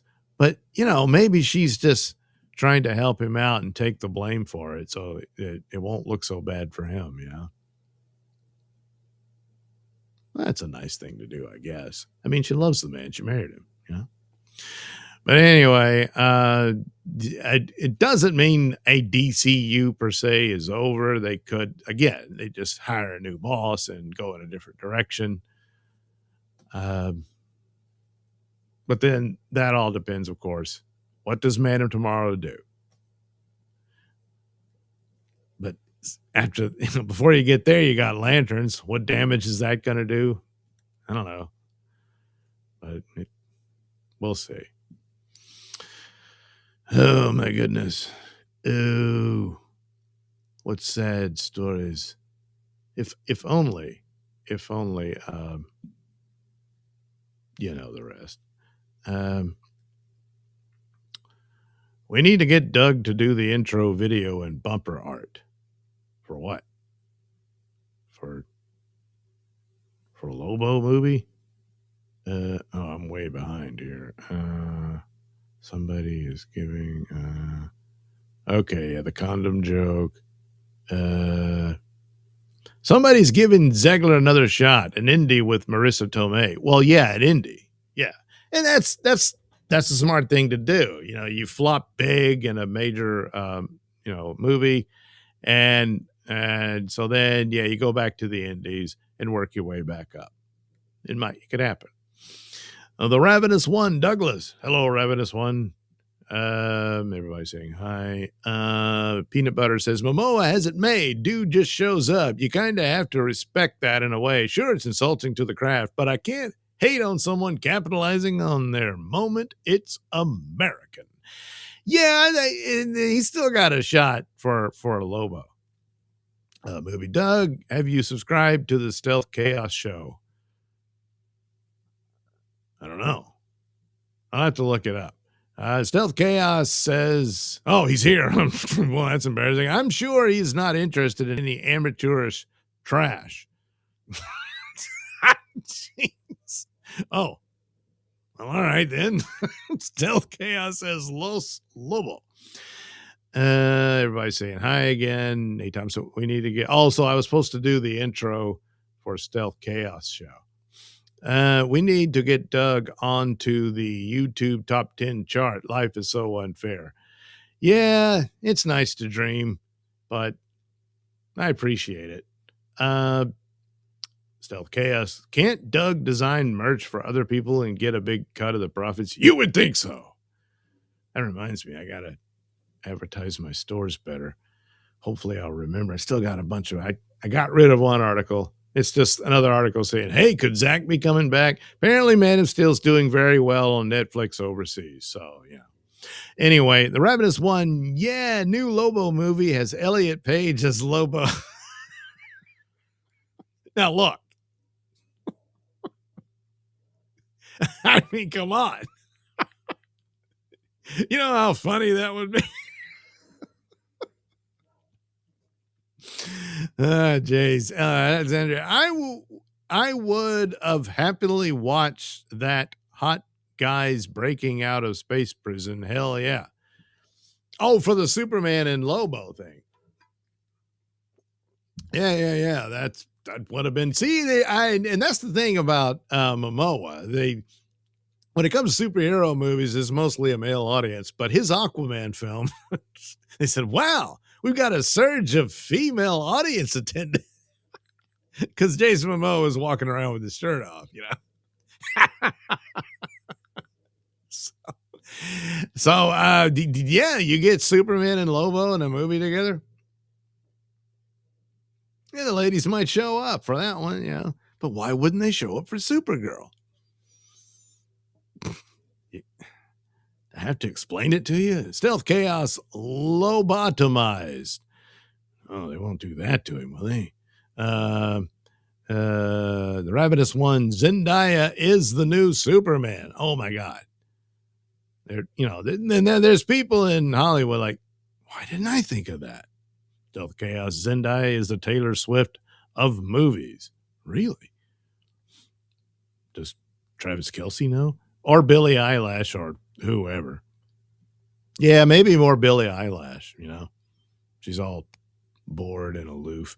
Alexandria, I never watched a movie because Zendaya was in it. You never watched a movie because... So you've watched movies even though she's in it. Is that... Now, I've seen her in the Spider-Man movies and in Dune. Stealth Chaos says, Pink Panthers looks like a Japanese sex robot. Wow. The Rabbit is Superman's a man. LOL. Not these days, Douglas. Oh, God. Is that what they're going to do? So maybe there's a new role for Elliot after all. Stealth Chaos nearly avoided the Dune remake because of her. Wow. Okay. A. Thompson, Doug can draw. Yeah, on occasion. Alexandra, I didn't see that movie. I did. It was interesting. It had a lot of cool elements to it. Oh. I wasn't blown away by it. But look, they did two of them. They got another one coming. And this, well, other than the miniseries, this will be the first time you get more into those parts of the story since the Lynch movie, which I always liked the Lynch movie. It's weird and messed up, but I don't know. I liked it. Stealth Chaos looks gorgeous. The movie Dune, yeah. That's really Supergirl. XTC. Not great. Not bad. Thank you. Amazing. A Thompson. Doug might do the intro video if you take him to Kabuchinko and get him one of those V-shaped anime-looking girls. They're shaped like V's. Stealth Chaos. Doug is quick on the draw, fastest in the West. Sometimes. Stealth Chaos. You are mixing up Kabukiko and Pachinko? See, I don't know. Dave Thompson, it's really cute. I mean, Stealth says the girl's cute. I got anyone like one battle after another. I didn't see it because, there was a lot of stench of wokeness there. Peanut Butter, who's that journalist? You mean from Cosmic Book News? It's usually either Matt McGloin or I think that last article was Will Harrigan, something like that. Or yeah, Stealth Chaos says AI. It could be. Peanut Butter, probably not wrong, Stealth. Stealth Chaos. I think it's Piers Morgan. It's a passion project. Piers Morgan. I didn't like that movie. I didn't. Stealth Chaos. They should have hired Andy Dick to play the love interest. He is making a comeback. For Supergirl? Yeah. The rabbit is won. It's over. Peanut Butter. Doug expressed how OBAA was the first picture in a decade that deserved the award. Oh, one battle after another? Well, I mean, look, the awards. Do they really matter? Hey, Doug, I think we are safe with Stealth. Don't think he will get plastered drunk and hit on Tass. Oh, yeah. No, that Billie Eyelash. LOL. Well, that's her name, isn't it? A. Thompson, Doug Stealth is safe. All right. Well, yeah, he's way over in Japan. Nodak, hit the like button. Good point, Nodak. Good point. Stealth Chaos, elegant. Elliot Page. A. Thompson, Doug, what kind of TV do you have? It's a screen with, it's flat and it has, TV on it. Although I mostly just watch streaming. I mean, YouTube and Netflix and stuff like that. Anyway, my guess is rectangular. Says, yeah, it is a rectangle. That is true. People saying hi. Stealth Chaos says, I never saw one battle after another because of the wokeness thing. Still made a ton of money somehow. Yeah, it got some buzz and everyone showed up and thought this was going to be profound and wonderful. And it wasn't a franchise film or something like that. Yeah. So they thought, there must be something of interest here. But so anyway, that's it for DCU. It's probably over and done with. That's unfortunate, but what are you going to do? Well, they should make better movies, but they decided, no, I'm going to make crap. You will all experience my crap and love it. Well, it didn't work out. No. So anyway, here's a few things about Marvel. What are they up to? I don't know, but here's a rumor that I suppose could be true. Anya Taylor-Joy, Magic return rumored for the MCU. So she played Magic in the New Mutants movie, which they outfitted to be a horror movie instead of an X-Men movie. She did look the part, and she did, But the thing about Magic is that she's supposed to be much younger than the other X-Men and stuff. By the time they get to that era, I don't know. But then again, if she looks the part, who cares? So anyway, another X-Men rumor's making the rounds, but this one may have more to do with Marvel's multiverse send-off than the actual reboot. Oh, so she might get an appearance in Secret Wars or something like that. So according to Scooper, My Time to Shine, hello, Kevin Feige is reportedly interested in bringing Anya Taylor-Joy back as Magic. Taylor-Joy played Ilyana Rasputin in The New Mutants, the long-delayed Fox movie. Look, for what it was all right. The long-delayed Fox movie that finally limped, and it was better than that final X-Men movie they did, with Phoenix and all that.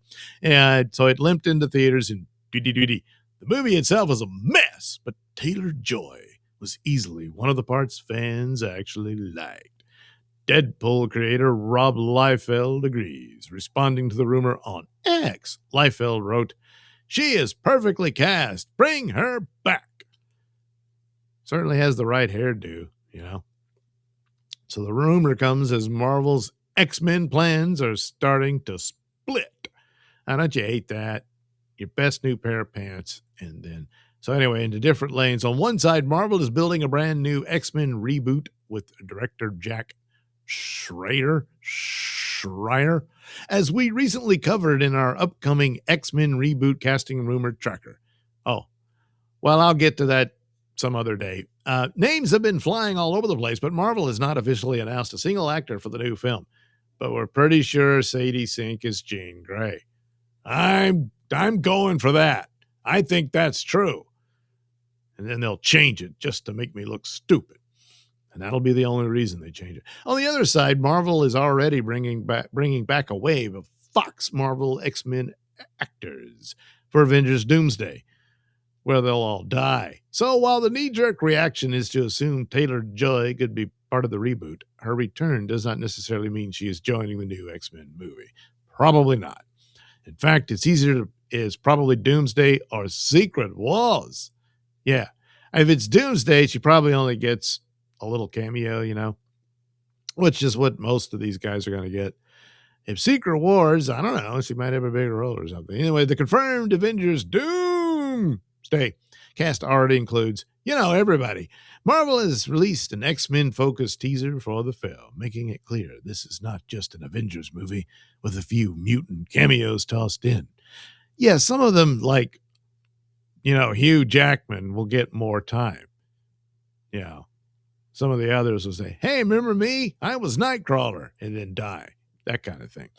That makes Doomsday and the Secret Wars follow-up the natural home for a magic return.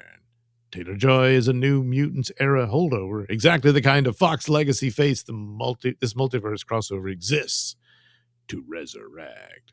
A cameo or supporting turn alongside the other returning mutants is a far easier fit than a seat on the brand new team Schreier is building from scratch.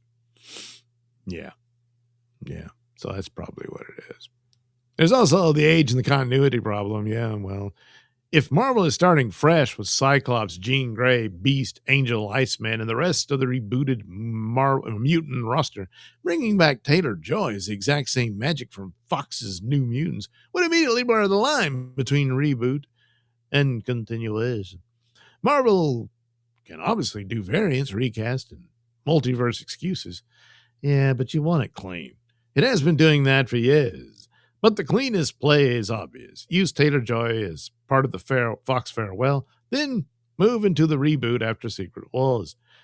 That would also let Marvel bring back one of the few performances from the New Mutants that fans still talk about, without forcing that movie into the foundation of the next decade of X-Men films. For now, it's just a rumor, but an interesting one. Taylor-Joy was a good magic. Liefeld is right about that. The bigger question is whether Marvel wants her for the future. Yeah, I don't think so. Maybe if they recast her as Emma Frost or something like that, or some other role that's an older character. But to have her back for the final go-around for the Fox era of X-Men, yeah, she's probably got a scene or two. And I'm leaning more towards Secret Wars than Doomsday. But yeah, maybe Doomsday. Doomsday may be it for the Fox era of X-Men. And then Secret Wars, at best, will have Deadpool and Wolverine. And then that'll be it. Yeah. So that's probably the deal. The deal for X-Men of the Fox era. I mean, you could probably take it to the bank. No, don't. Just, well, we'll wait and see. I never saw the movie. Peanut Butter says it's an Antifa fantasy, one battle after another. Yeah, they're all great revolutionaries, and they'll save the world through murdering a bunch of people, and they all lived happily ever after. Well, not the people they murdered. Stealth Chaos calling you out tomorrow on my Crimex Origins stream. That's to you, Nodak. So you're being called out. Hey, Thompson, Doug, can you draw steak? Can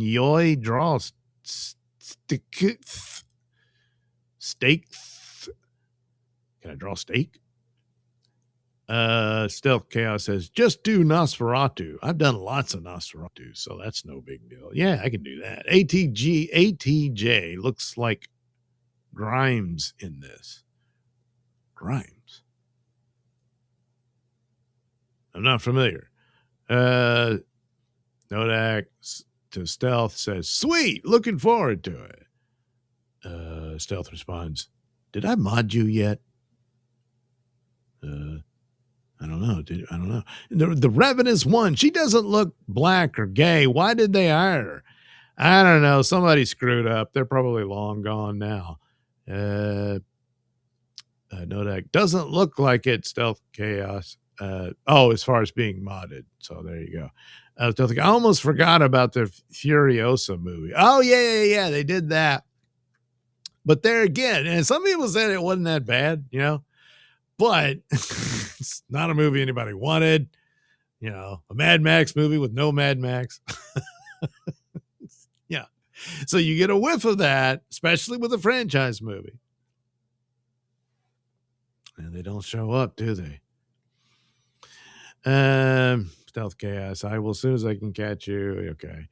A. Thompson says, Doug, did you see those BBC people get fed to gators in South Africa? Good Lord. No. Holy crap. Well, peanut butter respect isn't totally lost, Nodak. He Thompson, Doug, the Odyssey is the first movie shot entirely in 70 millimeter. I don't care about content anymore. All movies suck. No. I rely on the dazzle of technological progress. So they can just put any old movie up there on the IMAX. I don't know why you ever leave. Why don't you just move into the IMAX theater? Stealth Chaos, huge, jacked man. Oh my God, I just noticed that. If they had Ravenous one, Furiosa, she'll have a harem. You wouldn't want the milk from that truck. The Ravenous one. Have you seen the Ravenous Cannibal movie? There's been quite a few. There's Cannibal Holocaust, Peanut butter insulting people not knowing proper Carmex lore while speaking on him. Yeah, there's a lot of insults floating around in the environment, peanut spoilers or whatever. I don't know. Peanut butter, classic Carlisle stuff. That and train spotting. All right, look, this is all crosstalk, and I'm not involved. It's not about me. Ravenous one, I think so, Stealth. It's set in like old America times, like when they were still settling. Yeah. Well, that sounds nice. Guru one, Stealth got caught out again, I heard. Stealth Chaos says, huh? What? Sucking on my titties like you want to be. Stealth Chaos, don't come at me after our legendary Pat Dixon stream last night. Oh, really? Alexandria Hail Guru 1. Eddie Thompson, we have an annual pass to IMAX. They have a bar and restaurant. Good Lord. See, again, just move in. Just, I don't know, pay the rent. They should probably offer that by now, Guru 1 sliding into Fake Fuddle's DM. Stealth Chaos. Uh-oh. Stealth Chaos Guru 1. Tommy is being silly. Oh, well, I'll get back to my articles. Yeah, there was another Marvel thing. Maybe the magic thing is a bit more likely. But this could still happen,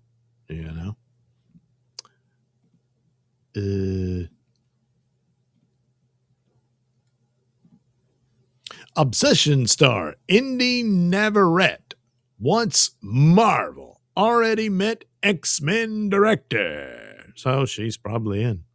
Yeah. Now, she was Superboy's girlfriend in the Superman show.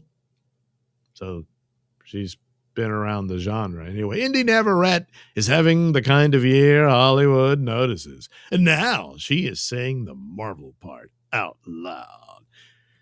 Yeah, but Marvel ain't what it used to be, but look, she gets paid. What the hell? I can't blame her. The breakout star of Obsession, the sub $1 million horror film that stunned the industry, told Nylon she is open to a comic book movie. She also revealed she recently met with the filmmaker rebuilding one of Marvel's biggest franchises. In the interview published July 1st, Navarrete listed her dream directors as Ryan. Oh, man. Hang on a minute. I'm being interrupted. I don't like interruptions.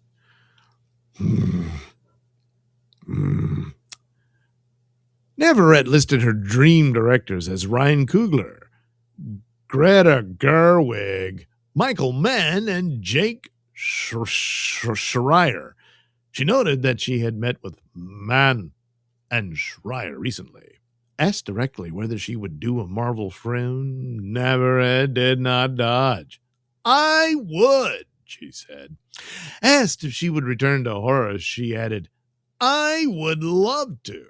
I guess so, because look what this one did for you, you know? By the way, if you haven't seen Obsession, I recommend it. It's a pretty good film. Schreier is not just another name on a dream director list. He directed Thunderbolts, which, look, I know it flopped, but of that year, it was their best movie. Yeah. Funny how that works out. But anyway, for Marvel Studios in 2025. And he is now attached to direct the studio's X-Men reboot. Marvel boss Kevin Feige has publicly framed that reboot as a youth-focused reset. Feige has said the approach will show up in the mutant castings and in the tone of the film, with a younger group of characters at the center. So yes, the connection is obvious.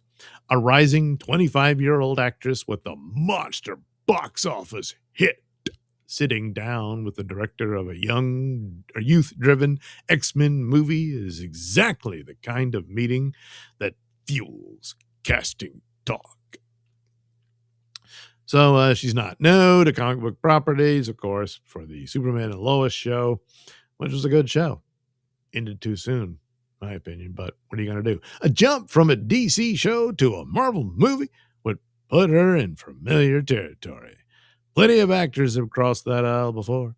What makes Navarrete's case different is the leverage she is carrying into the room. They're going to have to pay for her to be there. I don't know if they'll be splattering her with blood again, but yeah, maybe she'll get to be a mutant. Obsession is the reason this conversation is happening. Really?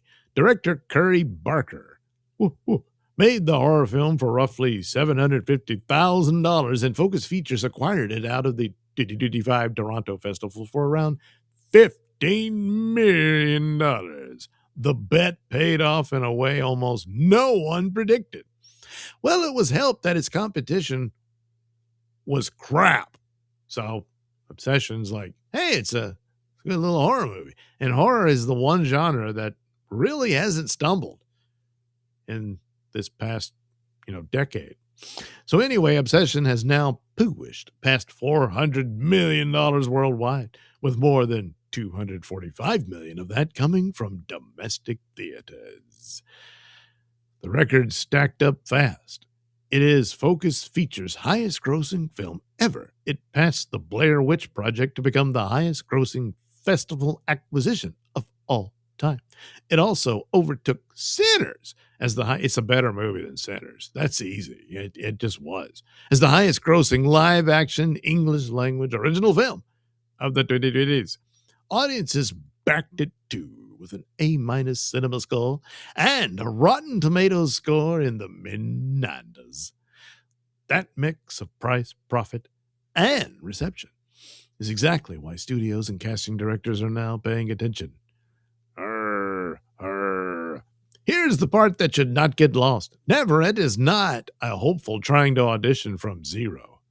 Yeah, that's not lost on me. She's got a big hit under her belt, so It's a bit more serious. She is the face of one of the most profitable films of 2026, arriving at the exact moment Gen Z audiences have proven they will show up in force for the right movie. Yeah, even if you hire her to be one of your X-Men, that doesn't guarantee success. But it's good for her because she's going to get a fatter paycheck. But yeah, they liked her in this movie. She does another horror movie, that would probably go well as well, depending on what the angle and story is. Obsession and Backrooms did not just make money. They wrecked the lazy industry.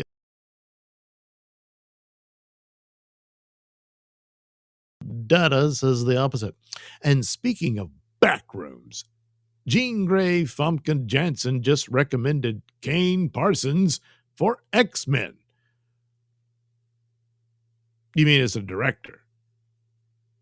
Yeah, but I mean, like Obsession is more a traditional film, Backrooms is really bizarre and weird. But I don't know. If Marvel's X-Men reboot is generally built around youth and fresh faces, as Feige keeps saying, then a bankable young actress who already met with Schreier is exactly the kind of profile that fits. All right already, I get it. This is, there's something to this, perhaps. So Navarrete is not slowing down. She has the thriller in Vertigo lined up, and she told Nylon she is shooting a film in September with a first-time director. Her Obsession performance has already drawn awards attention, including a Best Performance win at the Seattle International Film Festival. Her stated goal is simple: prove Obsession was not lightning in a bottle. A Marvel answer, a Schreier meeting, and a breakout box office smash suggests the industry is already betting she is right. Well, that's usually how these things work. I mean, it was a good movie, so there's benefits aplenty. But like Marvel isn't what it used to be and that kind of thing. But hey, more power to her. She's earned the position, but then it depends on these other films. Maybe they're really cool, and that'll go a long way as well. But then a Marvel movie comes along and it stinks, But if they're abandoning the crap rules they've been following since Endgame, yeah, an X-Men movie might be just what the doctor ordered. Only if the doctor's a fan of, Marvel movies. All right. A. Thompson, I'm a full member, and I'm invited to all sorts of events at the IMAX. Yeah, I'm telling you to move in. You want to. Stealth Chaos, he thinks he is flattering me. To Guru One. Stealth Chaos Live. Fuck the Pain Away by Peaches. Yes, that's right.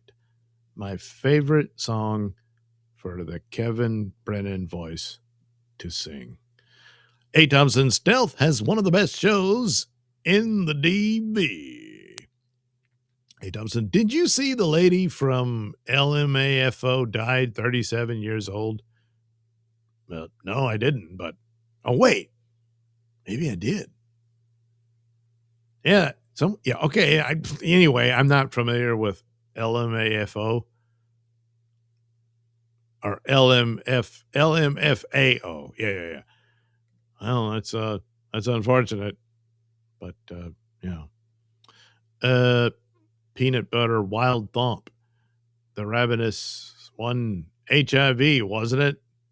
Jeez, don't they have treatments for it now? Anyway, Nodak, she wasn't in the group LMFAO. She just sang that one part in Party Rock Anthem. So she was like, she was like a guest star. A. Thompson, Doug, do you sell all those fake drugs by the counter? Oh, just a few. It's fine. Peanut Butter sounded like the Kesha broad. Oh yeah, I forgot about Kesha. Is Is Kesha still with us? Stealth Chaos Live. I think I will take a year off after tomorrow's stream. Well, all right then. A whole year. Hey, Thompson. Doug, did you see 2 people get shot live on Earl's stream? No. Good Lord. Yeah, what's the deal? Earl is just like out covering crimes and stuff now? Wow. I mean, that sounds dangerous. Peanut Butter says, is Carrie male or female? It's an androgynous name. Well, if it's androgynous, then, I guess it swings both ways. Anyway, Stealth Chaos, I just want to tell the story of how you, me, Nodak, Pell, etc., nurtured Crimax in a test tube. Hey, Thompson, Doug, did you hear about the shampoo recall? Rumor is someone at the factory took a giant dump in the vat and people are getting pink eye. Holy crap. No, I didn't. Which brand is it? Suddenly we all show up on screen with swollen pink eyes. Alexandria responds appropriately. Ew. That's an official statement from, the Justice Department. Stealth Chaos mint shampoo. I had to do it. Yeah. A. Thompson, Orbs shampoo. Never heard of it. Thank God. Guru says L. Stealth Chaos. Good grief. More Hollywood cradle snatching. Ari Aster kind of fell off a cliff, says Stealth. Peanut Butter, you do the payday picture. Then you do the passion project. Right. It's like that Marvel money, Yeah, you just take that money. Then you can go do your indie stuff, Hey, Doug, Stealth will surpass Karmic in 2 months. Be an early adopter. I got to adopt Stealth? Look, I got cows to raise. Stealth Chaos, that will be a great day. Kesha is still with us. Well, okay, thank you, Nodak. So Kesha's doing all right. Hey, Thompson, that one part of the song supported her drug use for almost 2 decades now. Holy crap. That's some riff, Hey, Thompson, Earl is like Batman, but instead of fighting crime, he just documents it. Well, it's like watch the Joker kill people and leave their faces in ghoulish grins, and then Earl Batman shows up to snap a picture of it. You see that? It's nasty. The end, Peanut Butter says, the atomic lich? I don't know. Isn't that what the Joker did in the 80s movie? LOL. Oh, he took a dump in the shampoo and gave everybody pink eye. Yeah, it was something like that. The movie was Nightcrawler. Jeez. Guru 1. A. Thompson is a passive maggot. Can you help him, Doug? No. A. Thompson, the time Karmic beat Stillfoot.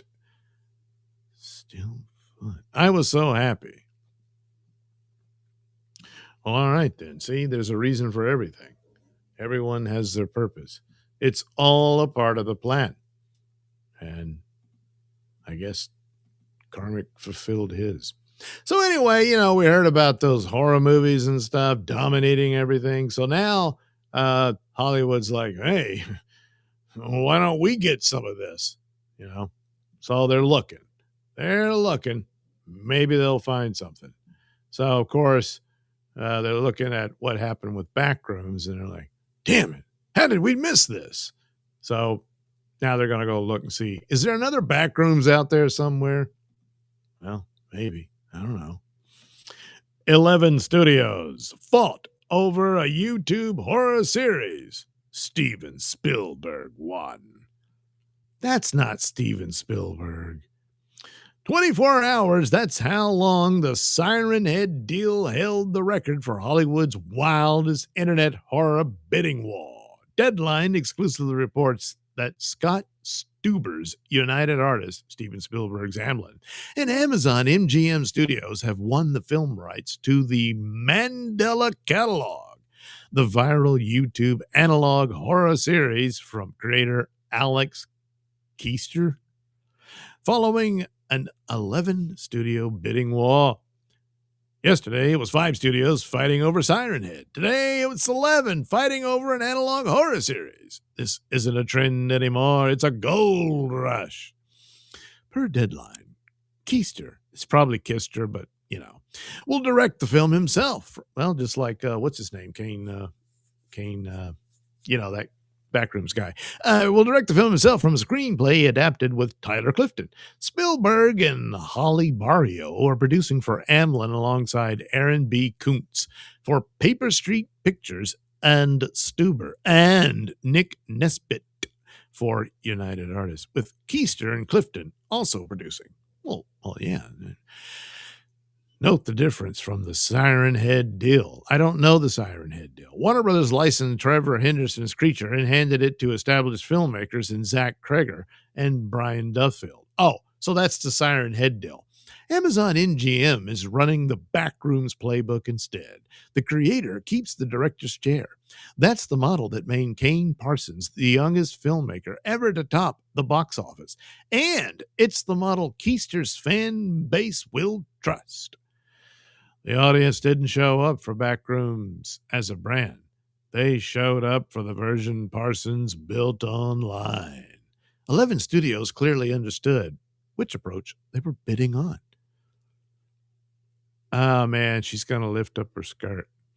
But she's some sort of monster. It's going to be, Launched by Keister in 2021, the Mandela Catalog is set in the fictional Mandela, maybe it's pronounced Mandela, I don't know, County, Wisconsin, which is invaded by shape-shifting, nearly immortal creatures called alternates.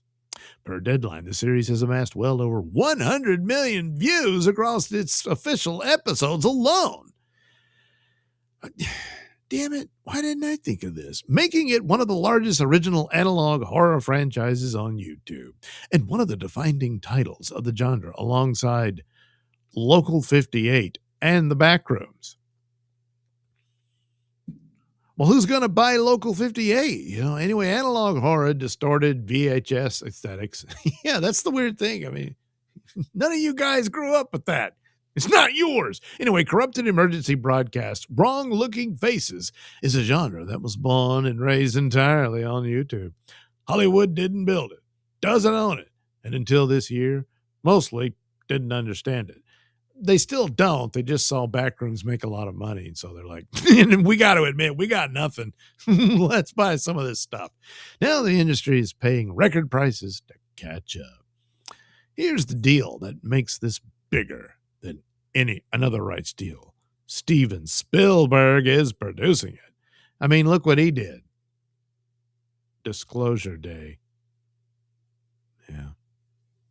So he needs to find something else, and it looks like he has. Will it work? I don't know. 3 weeks ago, Spielberg's Disclosure Day opened into a summer the YouTube filmmakers built, and the exit polls told the story. Spielberg's name pulled the over 45 crowd. Well, while the under 30 audience was busy lining up for Obsession and Backrooms. Now the man who invented the summer blockbuster is producing a movie from that exact pipeline. The filmmaker who defined what a theatrical event was for 2 generations just put his banner on what it's becoming for the next one. Okay. And Deadline says the quiet part out loud. How dare they? That's private. The trade reports that Obsession, $374 million worldwide, and Backrooms, $331 million plus worldwide, outstripped even anticipated Disney and DC tentpoles, naming Star Wars, The Mandalorian, and Grogu, and Supergirl specifically. And that studios are mining YouTube to keep Gen Z and Gen Alpha audiences flowing into cinemas, a demo Hollywood historically couldn't crack. Read that again. Okay.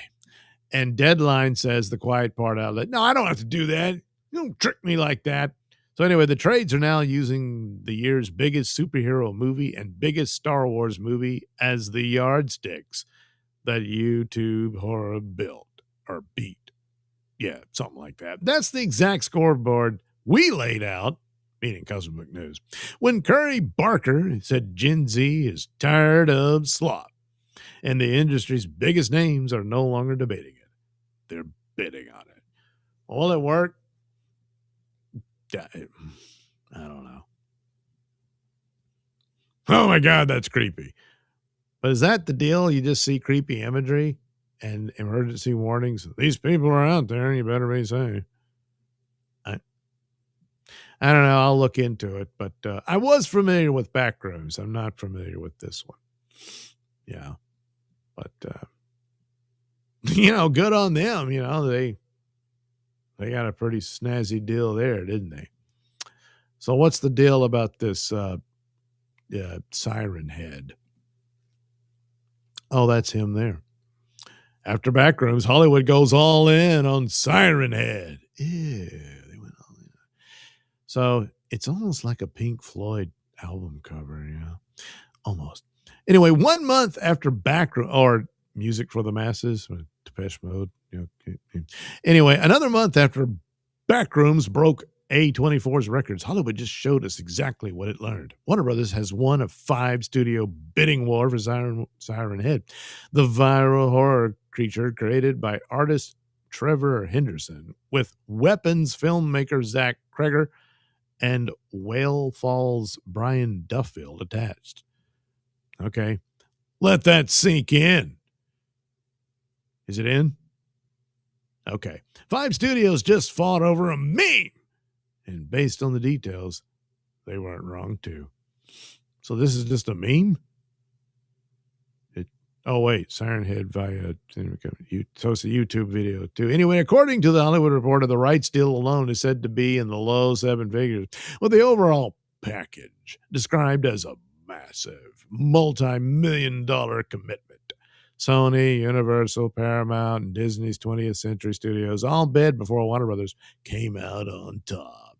The package reportedly came together only last week with the auction run by Verve. 2 details stand out.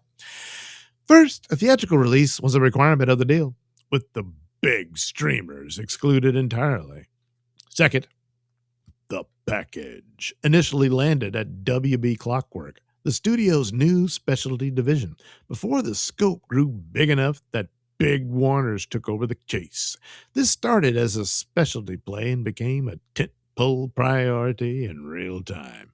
The report knows Kreger is writing the script with Duffield, with the plan for Duffield to direct. It would have been interesting if Netflix had won the battle for Warner Brothers. Would they have scrapped this and lost it? Because they didn't want to do theaters. Yeah. Anyway, Kreger also produces alongside Roy Lee and Andrew Childs of Vertigo Entertainment, the company behind Weapons, plus Scott Glassgold of 1201 Films and Duffield via his Jurassic Party Productions banner. Glassgold and Henderson previously worked together on Duty 4's Tarot, where Henderson designed all 9 of the film's monsters. So this is an anorexic guy with, speaker phones for his, siren, for his, yeah. If you have kids, you already know. Siren Head is a towering, rotting, skeletal cryptid with 2 loudspeaker sirens for a head, created by Canadian artist Trevor Henderson in 2018 as a single drawing posted online. It lurks in rural, wooded areas and blares distorted recordings to lure victims. From that one image, Gen Z built an entire mythology without any studio's help. YouTube, animations, fan films, fan games, Roblox experiences, and merch. Per the Hollywood Reporter, the phenomenon has racked up an estimated 3 billion TikTok views, a billion YouTube views, and millions of Roblox plays. That's not a development slate. That's a pre-sold audience Hollywood didn't have to spend a dime building. Okay, I mean, at least it'll open big, I would think, but they might be let down. So here's why this story matters beyond one deal. Who is the best horror movie villain? That's why it matters? Oh, wait. Hollywood Reporter directly credits Backrooms and its record $81.4 million domestic opening with kicking off the trend, and frames Siren Head as the first big rights deal to follow it. The trade even spells out the generational shift, reporting that the Gen Z audience is now Hollywood's focus.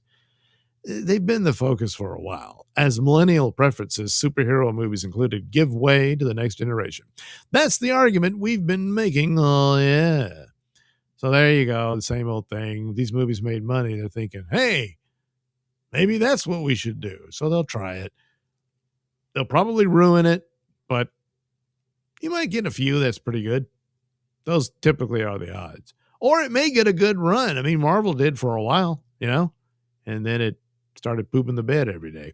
Anyway, the audience Hollywood spent years insisting wouldn't show up to theaters showed up 3 times in a month for movies built in a language they already speak.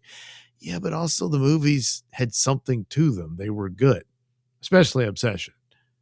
Backrooms is really weird, and it's amazing it did as well as it did, because I think a lot of people would not take to it. I mean, I was fascinated with it, but that's me.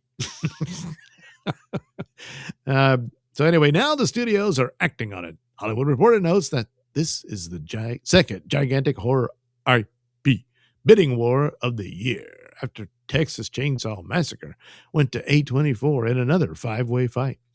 Add Universal's 8-figure deal for Barker's next film and Jason Blum's Disney of horror ambitions, and the pattern is unmistakable. Internet native horror is the hottest commodity in Hollywood. Well, horror overall. So this is another angle to it. I mean, there's only so many slasher films you can do. There's only so many, zombies and werewolves and stuff. You spent all that. So now this next thing is, this weird, bizarre means by which to create a narrative will get tried, and Backrooms said it's possible, or showed it that it's possible. So there you go. So anyway, the talent attached tells you how seriously the studios take it. This isn't a cheap, mean cash-in with a $5 million budget and a January release date. Krager is coming off Weapons. Duffel's Whalefall is generating buzz before it even opens. Oh, so that's why I don't know anything about it. Vertigo produced one of the biggest horror hits of the past year. Warner Brothers is treating a TikTok cryptid like prestige IP after they kind of burnt down the ones they already had, because the numbers say it is. All right. Well, there you go. It makes sense that they would jump on it. Again, not familiar with this one, but I'll look into it now. So I understand it. Makes sense. You would pursue this. Will it work? Well, it worked for Backrooms. Can this sort of thing continue? If you do it well. Yeah, you got to actually work at it. You can't just say, hey, look, it's that meme you really liked. Come to the theaters. But the idea immediately, they won't go to theaters and all that. They will, if you give them entertainment. Man, sometimes things are hard to learn for some reason.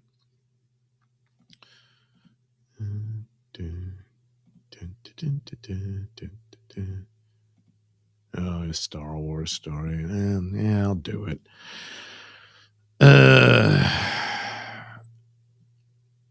A. Thompson, supposedly it's used in Suave. Everyone in trailer parks have pink eye now. Well, it gives them a good excuse as to why. The Ravenous One, crack is cheap. Finally. Stealth Chaos, crack is whack, Jack. Peanut Butter, Nasty Neil has 3 releases this year. Movies? Stealth Chaos Live. Oh, yeah. What happened to Spielberg's latest? It pooped the bed, pooped the bed, pooped the bed. Hey, Thompson, I feel bad, but I turned off Backroom about 15 minutes in. I don't like it. Yeah, it's not really an IMAX film, you know. Guru Run, in bed. Yeah. Hey, Thompson, Nelson Mandela. Oh, yeah. Oh, yeah. Because people thought he died in prison, but he didn't. You know, he became president, then died of old age eventually, but I don't know, whatever. You know, people remember a show ending a certain way and stuff like that. And think, that's the Mandela effect. I guess that's what Mandela County is about. I don't know. Peanut Butter Drum. Stealth Chaos Backrooms is my favorite porno. What? I mean, what? I don't know. Hey, Thompson. Oh, yeah, there is a new Spielberg flick. There was. Hey, Thompson. I think it's tanking. It did. Alexandria. Disclosure. That is the disclosure. I don't know what to do anymore. The end. Stealth Chaos. I am Backdoor Man. A. Thompson says, ew. The Rabbitous One. I seen that new movie was some wrestling a bird and an alien in a wheelchair. The end. There you go. Now you're all caught up. Spielberg killed kids and got away with it. He did? Alexandria is so sad that Spielberg now makes movies I can't even remember the full name of. It happens, you know. Peanut Butter, Siren Head, huh? That's the deal. Peanut Butter, that's not real. Well, that's what you say. Guru, Hollywood officially out of ideas. Yeah, that's why they got to go buy, you know, guys who did a YouTube video. Look, if only I had thought of it. I'd be sitting pretty. Alexandria, am I supposed to be afraid of a walking siren? Annoying, maybe, but scary? No. I don't know. That could get really irritating. Slender Man, too. But yeah, Slender. Why didn't it mention that? Wasn't Slender Man an internet invention? You know, anyway, Nodak, Nagging Head is scarier than Siren Head. You would think so. Stealth Chaos. Lakita Head is scarier and louder. The Rabbitous One. Yes, it's very loud. Without earplugs, you could get tinnitus. Oh, you don't want that. That constant ringing, it's going to drive you nuts. Stealth Chaos. Lakeisha Head is scarier and louder. God damn it. Oh, good Lord. Don't look now. It's Lakeisha Head. You know, what do you mean? You're, over the horizon, you know. Ravenous One, tinnitus is scary, so I hear. It is. Oh, wait a minute. Stealth Chaos Live attacks fast food joints and all-you-can-eat buffets. So, if you stay away from there, you'll be fine. Nodak, Stabby C will be safe. Hey, Thompson, Doug needs a nice black Cajun lady making pralines in a dirty bucket. Does it have to be dirty, though? You know, I was listening up to that point. Anyway, Stabby C could work. That terrifying, says Peanut Butter, Stealth Chaos. Weapons ruled. It did. This is really good. Stealth Chaos. Weapons versus Long Legs. Long Legs I didn't see. I did see Weapons. Weapons. Enjoyed Weapons and Barbarian. Yeah, Barbarian's another one. That's really good. Same guy and everything. He's going to do that Resident Evil movie. We'll see. It looks like it's not even really a Resident Evil movie. He's just making it one of his own. You know. Anyway, Stealth Chaos, Peter Butter says, they're both super creepy. Check out Long Legs. All right. I'll put Long Legs on the list. The Rabbitous One, you'll keep an ear to the ground, you're saying, Douglas. For tinnitus? Stealth Chaos Life. I am opening a chain of whites only movie theaters. Do you think it will catch on? Probably at this point. Anyways, Peter Parker, Peanut Butter definitely called LL Stealth. I can miss Cage pushing the limit. Oh, can't. Okay. 8 times. It's always dirty. No, things can be cleaned. Hey, Thompson, Longlegs, I turned that off in 30 minutes. Well, there's our resident party pooper, A. Thompson. So that's it. Nobody's going to watch Longlegs now. You've ruined its afterlife, and that's too bad. Sorry, Stealth Chaos. I know you tried, but what are you going to do? All right, let's check in on poor Star Wars. Star Wars Starfighter leak reveals Ryan Gosling's Cade and Ava Mendez's wild role. Yeah. So anyway, a fresh batch of Star Wars Starfighter leaks hit this week. Nobody noticed. I wonder why. And this time the source is Making Star Wars. Okay. The drop lands roughly a year out from release and hands over character names as brand new Jedi planet, a lightsaber duel, well, you would expect that, and an eyebrow-raising role for Ryan Gosling's real-life wife. It also overlaps with the leak we spoke about last month. I don't remember it. As always, treat this as rumor. I will. According to Making Star Wars, Ryan Gosling plays a character named Cade, described as a rogue pirate Han Solo-style protagonist. Okay, his young co-star Flynn Gray reportedly plays a character with a name that sounds like Ron or Ronan. Okay. The leaker also claims Gray uses an American accent for the role. But there's no America in the Star Wars galaxy. Well, they already did, which tracks since the 14-year-old is Irish. Well, there's no Ireland in the galaxy either. Making Star Wars adds that the chemistry between Gosling and Gray is supposedly very strong. That lines up with what director Sean Levy has said publicly about Gray growing into the role opposite a rotating cast of heavy hitters. Worth flagging for anyone who read our earlier coverage. I probably did, but I forgot. What? A separate leaker previously gave Gosling's character the code name Damon. Since that report specifically called it a code name, Cade being the actual character name is not necessarily a contradiction. Wasn't there a Dark Horse Star Wars comic book series about a Cade Skywalker? Like he was a descendant of Skywalker in the future? Yeah. Anyway, the most substantial new detail is a planet called Adarier, which Making Star Wars describes as a Jedi refuge. He paints it as green and lush, East Asian inspired, and full of greenery and fountains, with tiki-styled huts across the set. He also spotted large mechanical struts, possibly landing gear, which hints at ships parked at the sanctuary. So it's a parking lot. In the leak, Cade escorts the child to a Jedi refuge or academy on Adarier. The Jedi seen there looked like Padawans to the source, dressed in beige Jedi-style tunics, similar to Obi-Wan Kenobi and young Anakin at the end of The Phantom Menace. A hidden Jedi world in a post-Skywalker galaxy is a notable swing. I guess.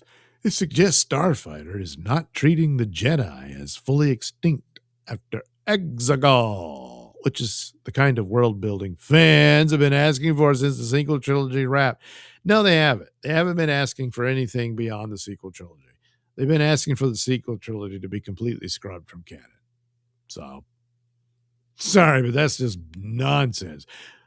Making Star Wars claims Mia Goth and Aaron Pierre have a lightsaber fight on Adarier, and that Pierre's character is connected to the Jedi Sanctuary there.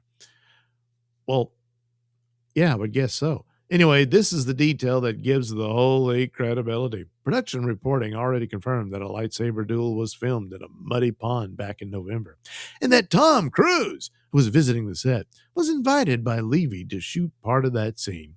A muddy, green, fountain-filled Jedi planet matches that confirmed location almost exactly. All right, already. Goth is also confirmed to be playing a villain opposite Gosling. So a Goth versus Jedi duel on a derriere. Fits both the leak and the official casting. So what's this deal with Ava? Well, Making Star Wars says Ava Mendez, Ryan Gosling's wife, you lucky bastard, plays a fully glammed out cantina owner named Belle. The character is reportedly not human. Looks human to me, you know. Anyway, she is said to be 650 years old and dressed in gold skin-tight pants and a corset with a golden cape. Yeah, but the cape's going to cover up the good part. But then again, at 650, the leaker notes that Bespin Bulletin heard about this casting a while ago, but chose not to report it. A few sourcing notes are important here. Mendez was never included in Lucasfilm's official cast announcement, so her involvement in Starfighter remains unconfirmed entirely. Yeah, but she probably got a brief cameo role or something that her husband, said, hey, wouldn't it be cool if my wife was around? And put her in tight pants. Okay. On top of that, a different insider claimed back in 1985 that Mendez would play Gosling's on-screen wife in a small role. Wow. Art imitates life, which does not match this cantina owner description. Well, his wife could be a cantina owner, It's like he's this, like they said, Han Solo type, but he settled down with the barmaid. So anyway, that said, our earlier leak had Gosling's character living as a washed-up pilot inside a cantina. All right, there you go. So a cantina owner tied to his hangout at least fits the story shape that has been circulated. Yeah, so it still works. So anyway, Making Star Wars also mentions that Cade wears a necklace that appears to be important in some way, which sounds like a potential plot device. More than likely, according to the source, an earlier version of the script had Cade as the best friend of the father of Gray's character, tasked with taking the boy to a Jedi planet with Amy Adams playing the boy's mother. Some of that reportedly stuck into the final script. Earlier trade reporting and the previous leak both had Amy Adams as the boy's mother and Gosling as the boy's uncle. So the best friend of the father version looks like an earlier draft that shifted to a family relationship as the script tightened.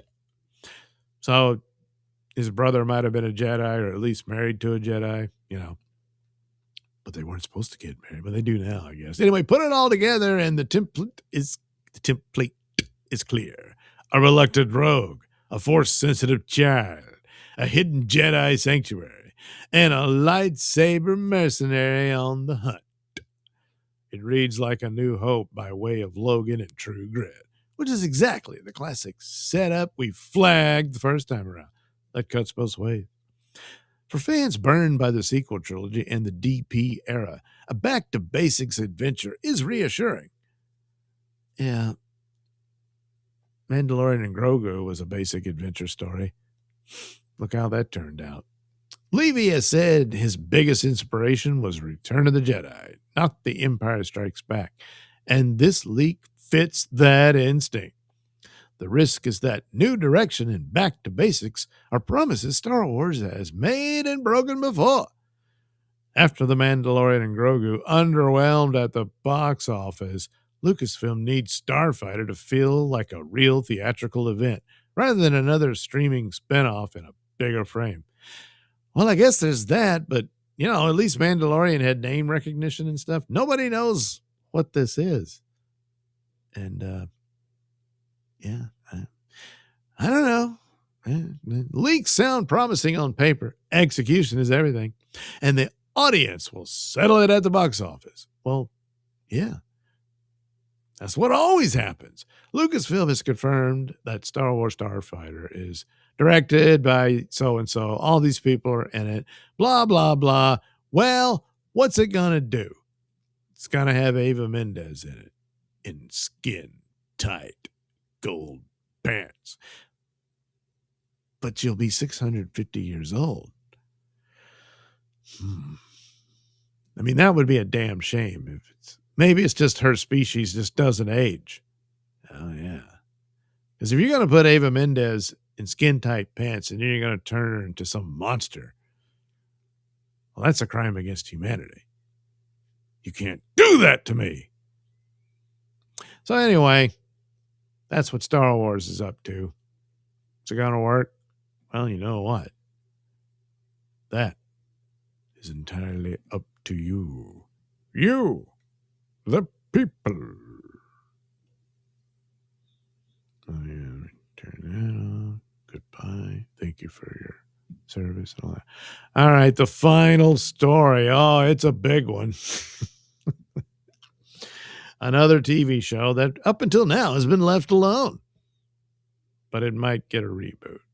Nothing official or anything like that, but yeah. You'd think they would grow weary of it. I mean, unless, they can find some meme or something and do that instead. Yeah. Jerry O'Connell wants a Sliders reboot. Sliders. Remember that? Yeah, I do. Jerry O'Connell is officially on board for a Sliders reboot. It says a premise already exists. The actor who starred as boy genius Quinn Mallory in the 90s sci-fi series was asked about a potential revival while promoting his new Tubi comedy, Summer's Last Resort, in an interview with TikTok creator Kay Maldonado. And he didn't hedge for a second. I'm so glad you brought this up, O'Connell said, noting the original series just landed on Tubi. Coincidence? These kids are not going to know, okay? These youngsters. I was in a science fiction show called Sliders. It was the first multi-dimensional television show before Marvel was doing it. Each episode, we traveled to a different dimension of Earth, and we experienced it and had to get out. It's as good as science fiction shows get. Well, come on. There was better sci-fi shows than that. But, it had its moments and its charm. O'Connell then revealed that a reboot idea is already floating around, courtesy of Superstore star and comedy writer Colton Dunn. My good friend Colton Dunn, incredible actor and writer, has come up with a great premise, O'Connell said. There is like a question of getting rights to it. I believe Universal has the rights. Well, you got to figure that out. The actor then joked about why he can't just buy the rights himself. I personally can't afford the rights because I'm going through something right now. My credit, not the best. I went through one foreclosure and my credit is like gone. So I personally can't get the rights, but Sliders is on Tubi. Let's go. He closed out the segment by making his position crystal clear. Let's reboot it. Incredible science fiction show. I had incredible long hair when I was younger. It's a real show. Let's reboot it. Oh my God. I'm excited. Let's do this. So he wants to grow his hair long again? I don't know. Well, it looks like that was his brother on the show, his real life brother. His hair was longer than yours. Anyway, Sliders ran for 5 seasons from 1995 to 2000, first on Fox and later on the Sci-Fi Channel, following Quinn Mallory and his fellow travelers, including John Rice Davies, Professor Arturo, Sabrina Lloyd's Wade Wells, and Cleveland Derrick's Rembrandt, Crying Man Brown, as they slid between parallel Earths, trying to find their way home. O'Connell's real-life brother, Charlie O'Connell, later joined the cast as Colin Mallory. O'Connell isn't wrong about the show being ahead of its time. Sliders was doing alternate Earth storytelling decades before the multiverse became Hollywood's favorite crutch, long before Spider-Man No Way Home, Everything Everywhere All at Once, and the MCU entire multiverse saga turned parallel dimensions into a box office formula that, other than Spider-Man, hasn't worked very well at all. Oh yeah, Curry joined the show. Yeah, she was hot. So hot. And then the brothers left the show, and then it kind of spiraled. They tried to go on, but yeah. But I mean, they would jump around, and you kind of can use the same sets. You just got to rearrange the furniture and stuff. And then, oh my God, it's a new Earth. That couch was over there. That kind of thing, you know? So, you know, a reboot would now maybe just means a revival if he wants to be a part of the show and then hand it off to a younger cast, that type of thing.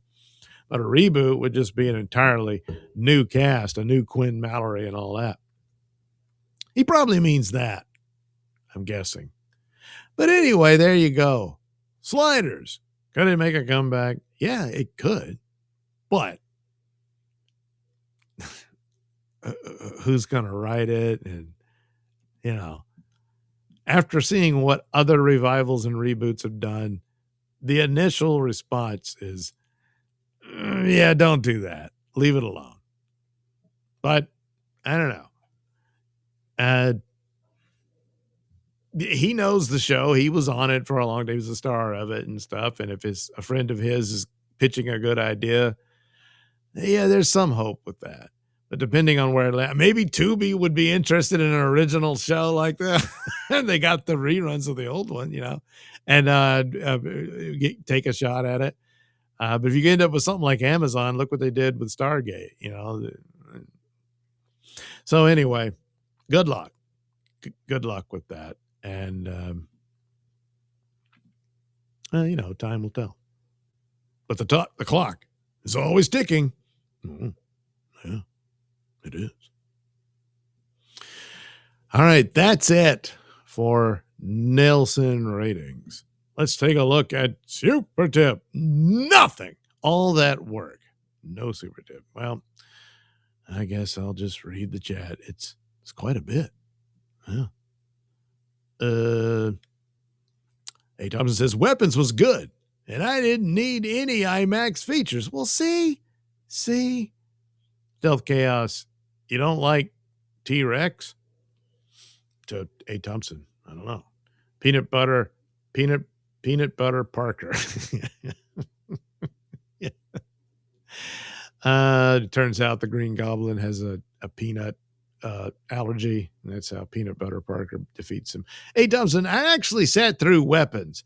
I usually walk out of those type of movies. You mean horror?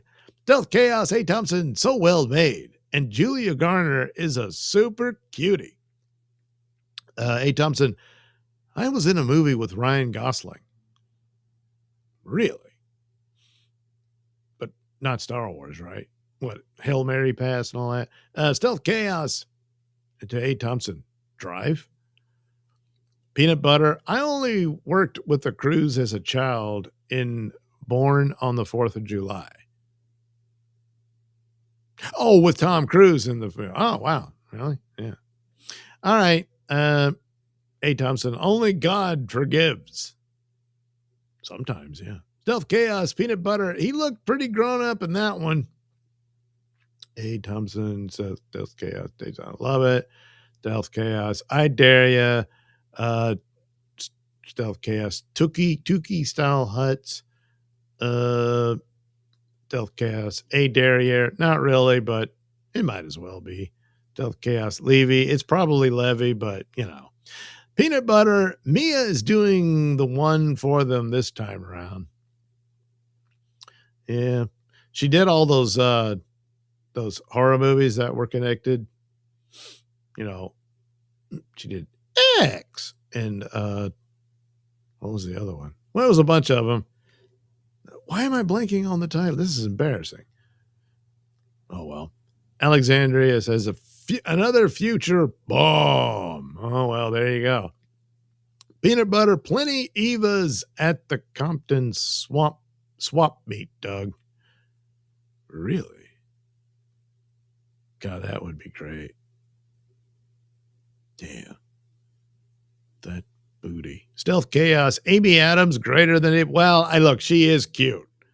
And she's got a good booty on her, too. Peanut Butter says, you would. Peanut Butter says, Douglas, greater than Dixon. Well, of course. Yes.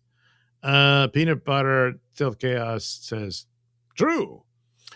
Stealth Chaos, this movie sounds like a bunch of Star Wars cliches thrown in a blender. Yes, that's what they did. Hey, Thompson, is Dixon still around? You mean here? No. He did a show earlier. Peanut butter. Is Ryan Gosling the new Black Panther also? Yeah, see, that, that would be hilarious. Yeah, it doesn't work that way. Stealth Chaos Live. He says he will watch tomorrow. To A. Thompson. Stealth Chaos. Is that Jesse Angel? I don't know. A. Thompson. Ryan Gosling had a great start with great roles. Now it looks like he's selling out. Well, yeah, but Starfighter's probably going to be an IMAX, so you know you're going to go see it. Peanut butter. Half Nelson Blue Valentine. Stealth Chaos. Leave it to Beaver? Always. A. Thompson. Doug, how many chicks from the DV send you topless photos? Well, that's private, you know. Peter Parker. I did it again. It's like Peanut Butter Parker, Young Hercules. A. Thompson. Tremors needs a reboot. I don't know. The original's pretty good. Yeah. I think they did a TV series version of it. I think it died very quickly. Stealth Chaos, Tubi or not Tubi? I've been watching a lot of Tubi these days. A. Thompson. Dixon will watch a Starfighter? Probably not. A. Thompson. I'ma block his ass. Well, that's your business. Stealth Chaos. Sliders was about little hamburgers. Yeah, you know, hamburgers from other universes. That would be something. Harold and Kumar sells Alexander. Yes, they could star in the show. Stealth Chaos. I don't think he'll be chatting, says to A. Thompson. Stealth Chaos. Harold and Board. A. Thompson. Like always, Stealth. Like always. Sliders is my fave T-Rex album. Oh, yeah. A. Thompson. Oh, I thought Sliders was that space movie where the AI went out of control and those machines would come out of the sand and kill everyone. I think that was Screamers. Yeah, that's probably what it was. I don't know. A. Thompson. Then they went to White Castle and ate little burgers. Yes, but they were from another dimension. Peanut butter. Is Hollywood ready for Jug World?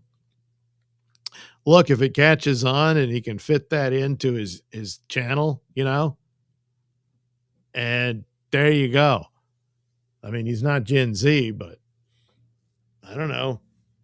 You can just sort of lie to him and say, hey, Gen Z's really into this. And then there you go. Jug World, the movie. Stealth Cast Peanut Butter. There is a bidding war for Jug World. Wow. Stealth Cast says it's A24 versus Marvel. Might want to take a gamble on A24, you know.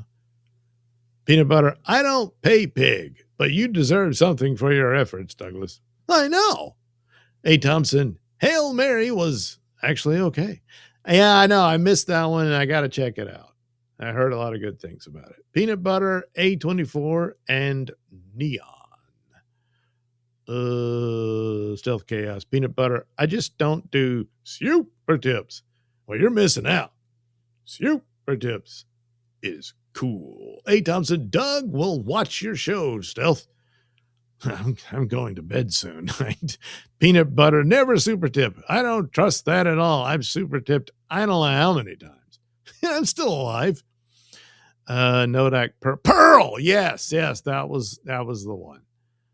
And then Pearl was the prequel to X. Right. And then Maxine. Yeah. Maxine was, it was three of them, right? I mean, you had the 70s porno. Then they did the prequel, which actually David Cornsweet was in, the new Superman. And then the final one was Maxine. But anyway, Nodak. I haven't seen Maxine. I need to watch it. Yeah. It's a creepy series, but Nodak. I watched Pearl not knowing that it was an X prequel. Well, now you can watch them in order. Hey, Thompson, you're not allowed to sleep when Stealth is alive. Well, guess who's gonna break the rules? Hey, Thompson, will Tass be there still? Stealth cast. I like Mia Goth in Nymphomaniac. She was- hey, Thompson, can you do a Friday show, Doug? No. Let us know what to watch on Netflix over the weekend. Nope, can't do Friday shows. Not yet. Although, I'm going to try to do New York City Crime Report on Friday, right before I take off to go to work. Stealth Chaos. Hey, Thompson, doubtful, but she knows. Peanut Butter. That film created a child stealth. Really? You mean somebody knocked up Mia Goth and she had a baby? Well, you'd think people would figure out how that happens. But, if it all worked out, I guess it's fine. All right, let's take a look at Doug Nailsin merch. Yeah. So, here's my Zazzle store.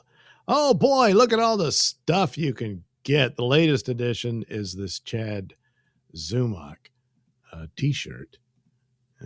Share this tab instead. There you go. Not good.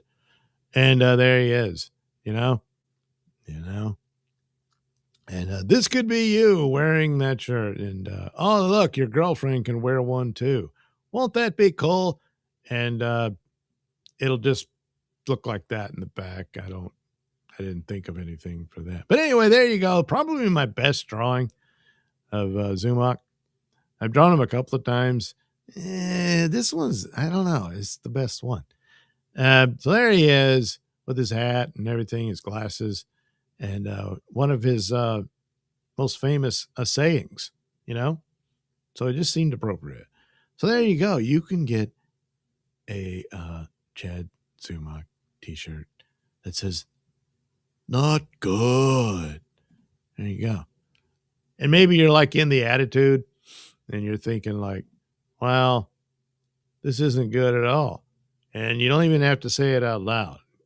You can just say it with your shirt and let the shirt speak for you. Unless it's going to get you in some kind of trouble, you might want to rethink that. And then, oh boy, look, it's Little Crimax shaking his rattle and he's upset. And you can get that shirt. Now, look, when you go to get a shirt, there's other colors. So, you can change it to black and all that. You've got your selection there. And then there's other types of things. You want a hoodie with Little Crimax? Sure, you could do that. But I just started with the basic tee. These other colors, I don't know. I don't think these are great colors. That's why I just white, black. I don't know. Maybe you want this sort of, that's not too bad, but it takes something out of Little Karmic there. That one works out okay. Maybe this type of blue. Come on, stupid. No, that's no good. Pink. Boy, he's really enraged there. So I think you're kind of stuck with just the basic white or black. Yeah. Oh, wait, it gives more colors here when you do that. So what does red do? Holy crap. I wonder why that one works and the pink one doesn't. Huh. Well, I'm sure you can figure that out when you go to purchase your, Crimex. Sure, what's this one? Yeah, same thing. All right. Green. Well, yeah, I guess that one worked. Okay. So anyway, there you go. Oh, boy. Nailsin art on a shirt. Who'd have thunk it? Well, I did. Yeah. Then, here's a poster you can do with Kevin and, Melton and Anthony and Pat floating around, filling his head up while he is miserable and stuff. It's the older headset where you had the mic on that side.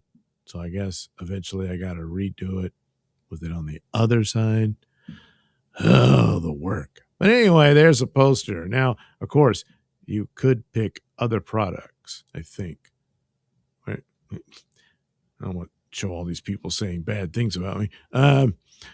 view all products. Let's see. Will it show it in other? Damn it. Come on. Well, what is this? Wrapping paper? So there you go. Show someone you love with a beautiful gift wrapped in Kevin's face. You can get a pin. Oh boy, it's just so much stuff. Anyway, there you go. Oh man, you just can't get enough of the Kevin Brennan experience. What's this one? Another poster thing. You can put that on your wall.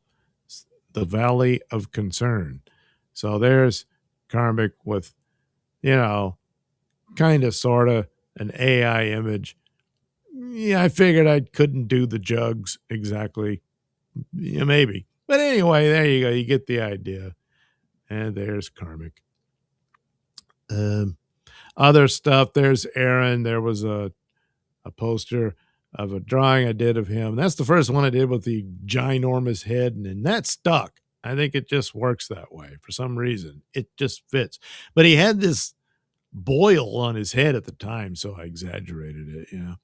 Then you get Sun King t-shirts, my Sun King character. Get that. There's Night Night. If it would, damn it. I'll fix you. I'm going to show my picture. So anyway, yeah. Oh boy. And it's got the picture of the Night Night comic book cover on it. Oh, you can't. Then some other stuff. I don't know. I did these monsters, just sort of a generic take.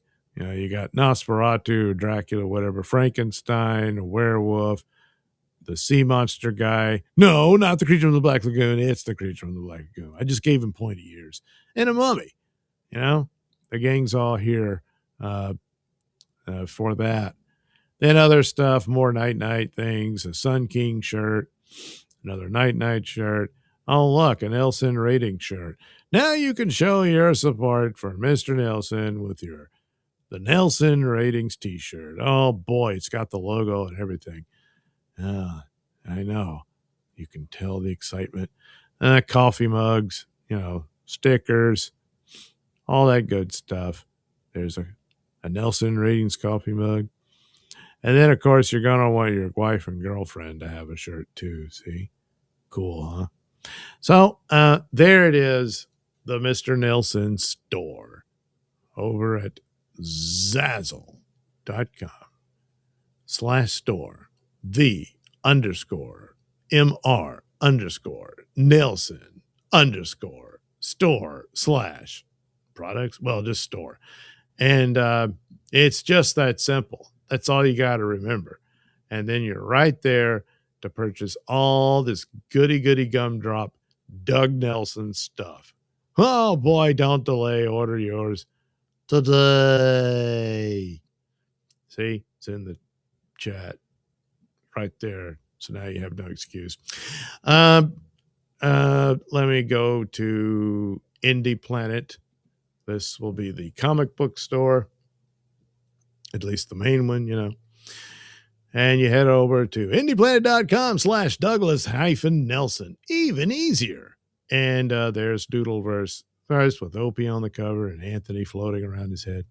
Etc. Woman, a comic book I did for a friend at work. Night Night, of course, based on the audio plays of the same name that are featured regularly in the Mr. Nailsin Show at Radio Misfits or wherever you get your podcast. Here's 2 more issues of Night Night. And then, of course, Sun King that does feature a backup story of sci-fi hero Bubba Stargone. Oh, boy. All that kind of fun that you can enjoy at your leisure when you order your copies of Nailsin Comics. Yeah. And finally, for reasons, had to put the second issue of Doodleverse Comics over here at Mix'em. Even though I discovered it too late. They were much faster than what Indie Planet does, and I almost had it in time for Hackamania, but it arrived the day after I left and was in Vegas. So didn't really do me much good. But whatever. So there it is. I'll put the link in the shot. Yes, the shot. And there you go. Doodleverse Comics. Once again, Crimex on the cover and all that. And hey, look, it's Chad. Aaron, Scarlett Hampton, and Matt Mead. Keep in mind, these were done some time back. I know a lot's changed since then, but So then you head over there and you can get a preview. Oh boy, look at this. You see some of the stuff in there. Stuttering John, Aaron again, welcoming you to the comic book. And then a bunch of comic strips featuring Chad Zumach and all that, with the floating head of Melton explaining to him why things go bad for him. It's because you're dumb, nerd. You're dumb. Yeah. Karmic as Kratom X MD. Karmic plays a doctor, so it's a medical drama type stories. And here he is giving a prescription to his patient, Mr. Kill Everything. And it doesn't go well. And here he is walking his pet roach. The guy, the bartender, owner, whatever, from Stoney's, declaring he's not brainwashed while looking brainwashed. More Chad comics, stuff like that. And then in the back of it, there's a bunch more stuff in here. There's an alien parody. There's a Bugman and Critter comic book story in it. Oh, boy, it's 40 pages. And then there's a gallery of my doodles from work, stuff like that. And there you go. All you got to do is head over to the link below, and you can have your Doug Nelson comics waiting for you. Oh, it's great, isn't it? I would think so. And I do. And there was something else I was going to talk about, but I plumb forgot. I guess I was distracted by all this wondrous artwork. So anyway, there you are. Plenty of stuff out there to answer all your Nailsin needs. Yeah.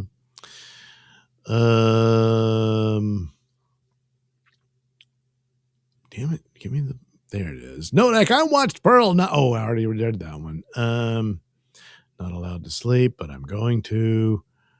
Can't do a Friday show. Peanut Butter. That film created I'm rereading Peanut Butter, Shia, and Mia. So Shia LaBeouf knocked up Mia, huh? A. Thompson, Stealth made sock babies? Good Lord. Stealth, I will talk about you and Taz and getting kicked out of chat to A. Thompson. Peanut Butter didn't work out, but made some great Mardi Gras content. All right, then. John the Beagle Dad. Hello, fellas. John the Beagle Dad says, Happy Taco Tuesday. That's true, yeah. Stealth Chaos. I think Scarlet merch will take off. So I got to put Scarlet on t-shirts and stuff. That's a good point. All right, then. Yeah. Peanut Butter concurs. Well, all right. Well, yeah, man. Alexander says, Hail, John the Beagle Dad. Yeah, that's right. Hi, John the Beagle Dad. John the Peanut Butter says, any quote. Peanut Butter, her mind is truly poetry. Well, there is that too. Yeah. Yeah.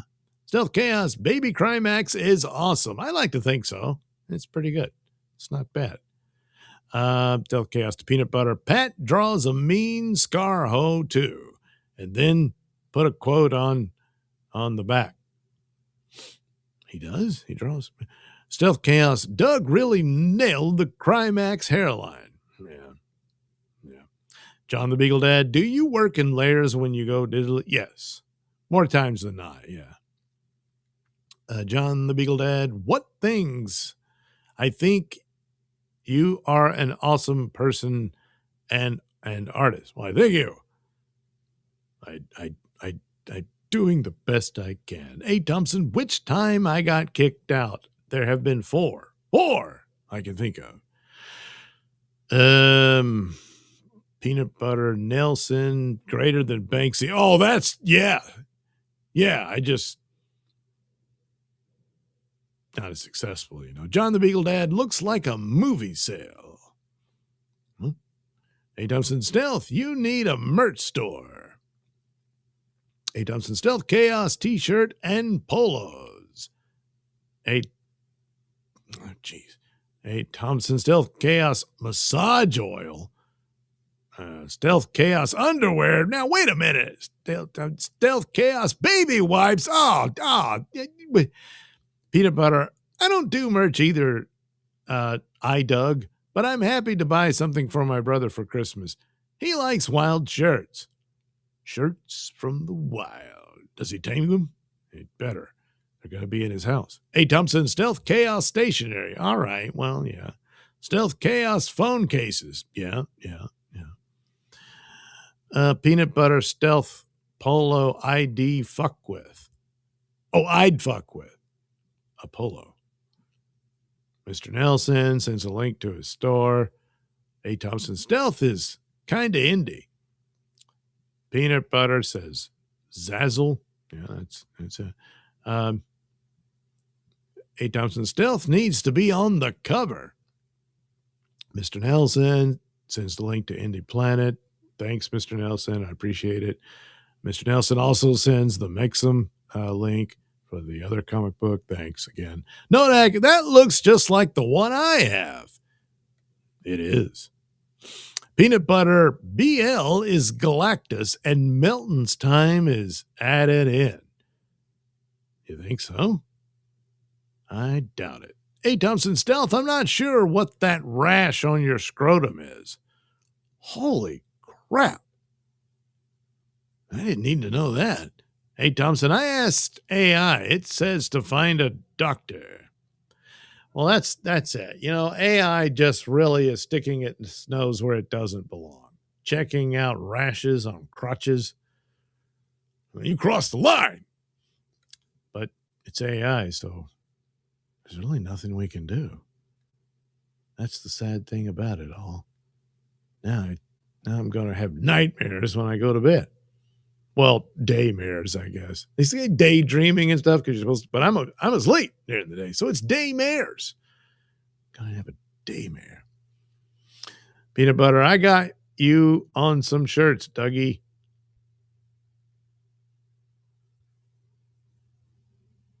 I don't know how that happened. Oh well. There you go. Oh. Peanut Butter, I just don't trust super tips. Well, I don't know what to tell you. It hadn't done me wrong. But anyway, whatever, whatever you can do, it's fine. All right, let me see. How do I end this? Almost did it all right, except got to pay attention which article is on the screen. I didn't do it right. I don't think I'm going to bother cutting any of this up for later videos. So this is it. You either watch this show or you're all lost. I mean, obviously you're not. You were here. Everyone else, well, I missed that part. Yes, right. You did. Oh, well. Anyway, what am I going to do for Wednesday comics? I don't know, I'll think of something. So anyway, thanks for watching and listening to me babble on about all this crap that most of us aren't even going to bother to watch. Maybe one or two. You know how it goes. But, it's tough for me to read. And now my voice is shot. So I got to go rest it. It's important. It is. And when it's gone, then no one will ever hear me again. What if I need help or something? I'm too old to learn sign language. And I mean, no one's going to look at me. So what good is that going to do? Yeah. Oh, well, anyway, thanks again for watching and all that stuff. And we'll do it again soon.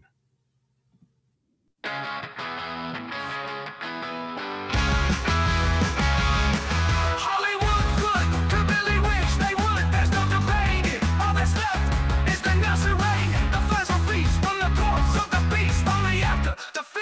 a vulture.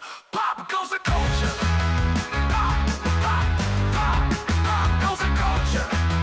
Myths and legends, grants an escape to heaven. A darker, taller tale is a tour of hell. Pop goes the culture. Pop goes the culture. Pop, pop, pop, pop goes the culture.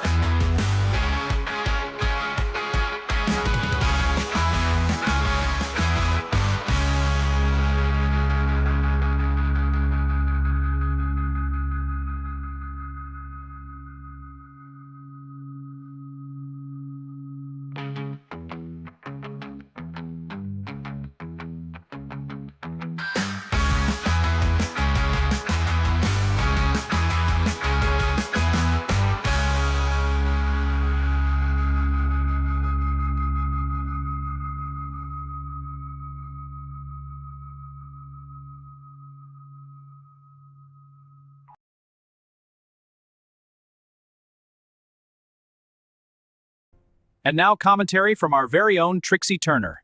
Trixie? Doug panties can ride up, but thongs don't because they're already up there.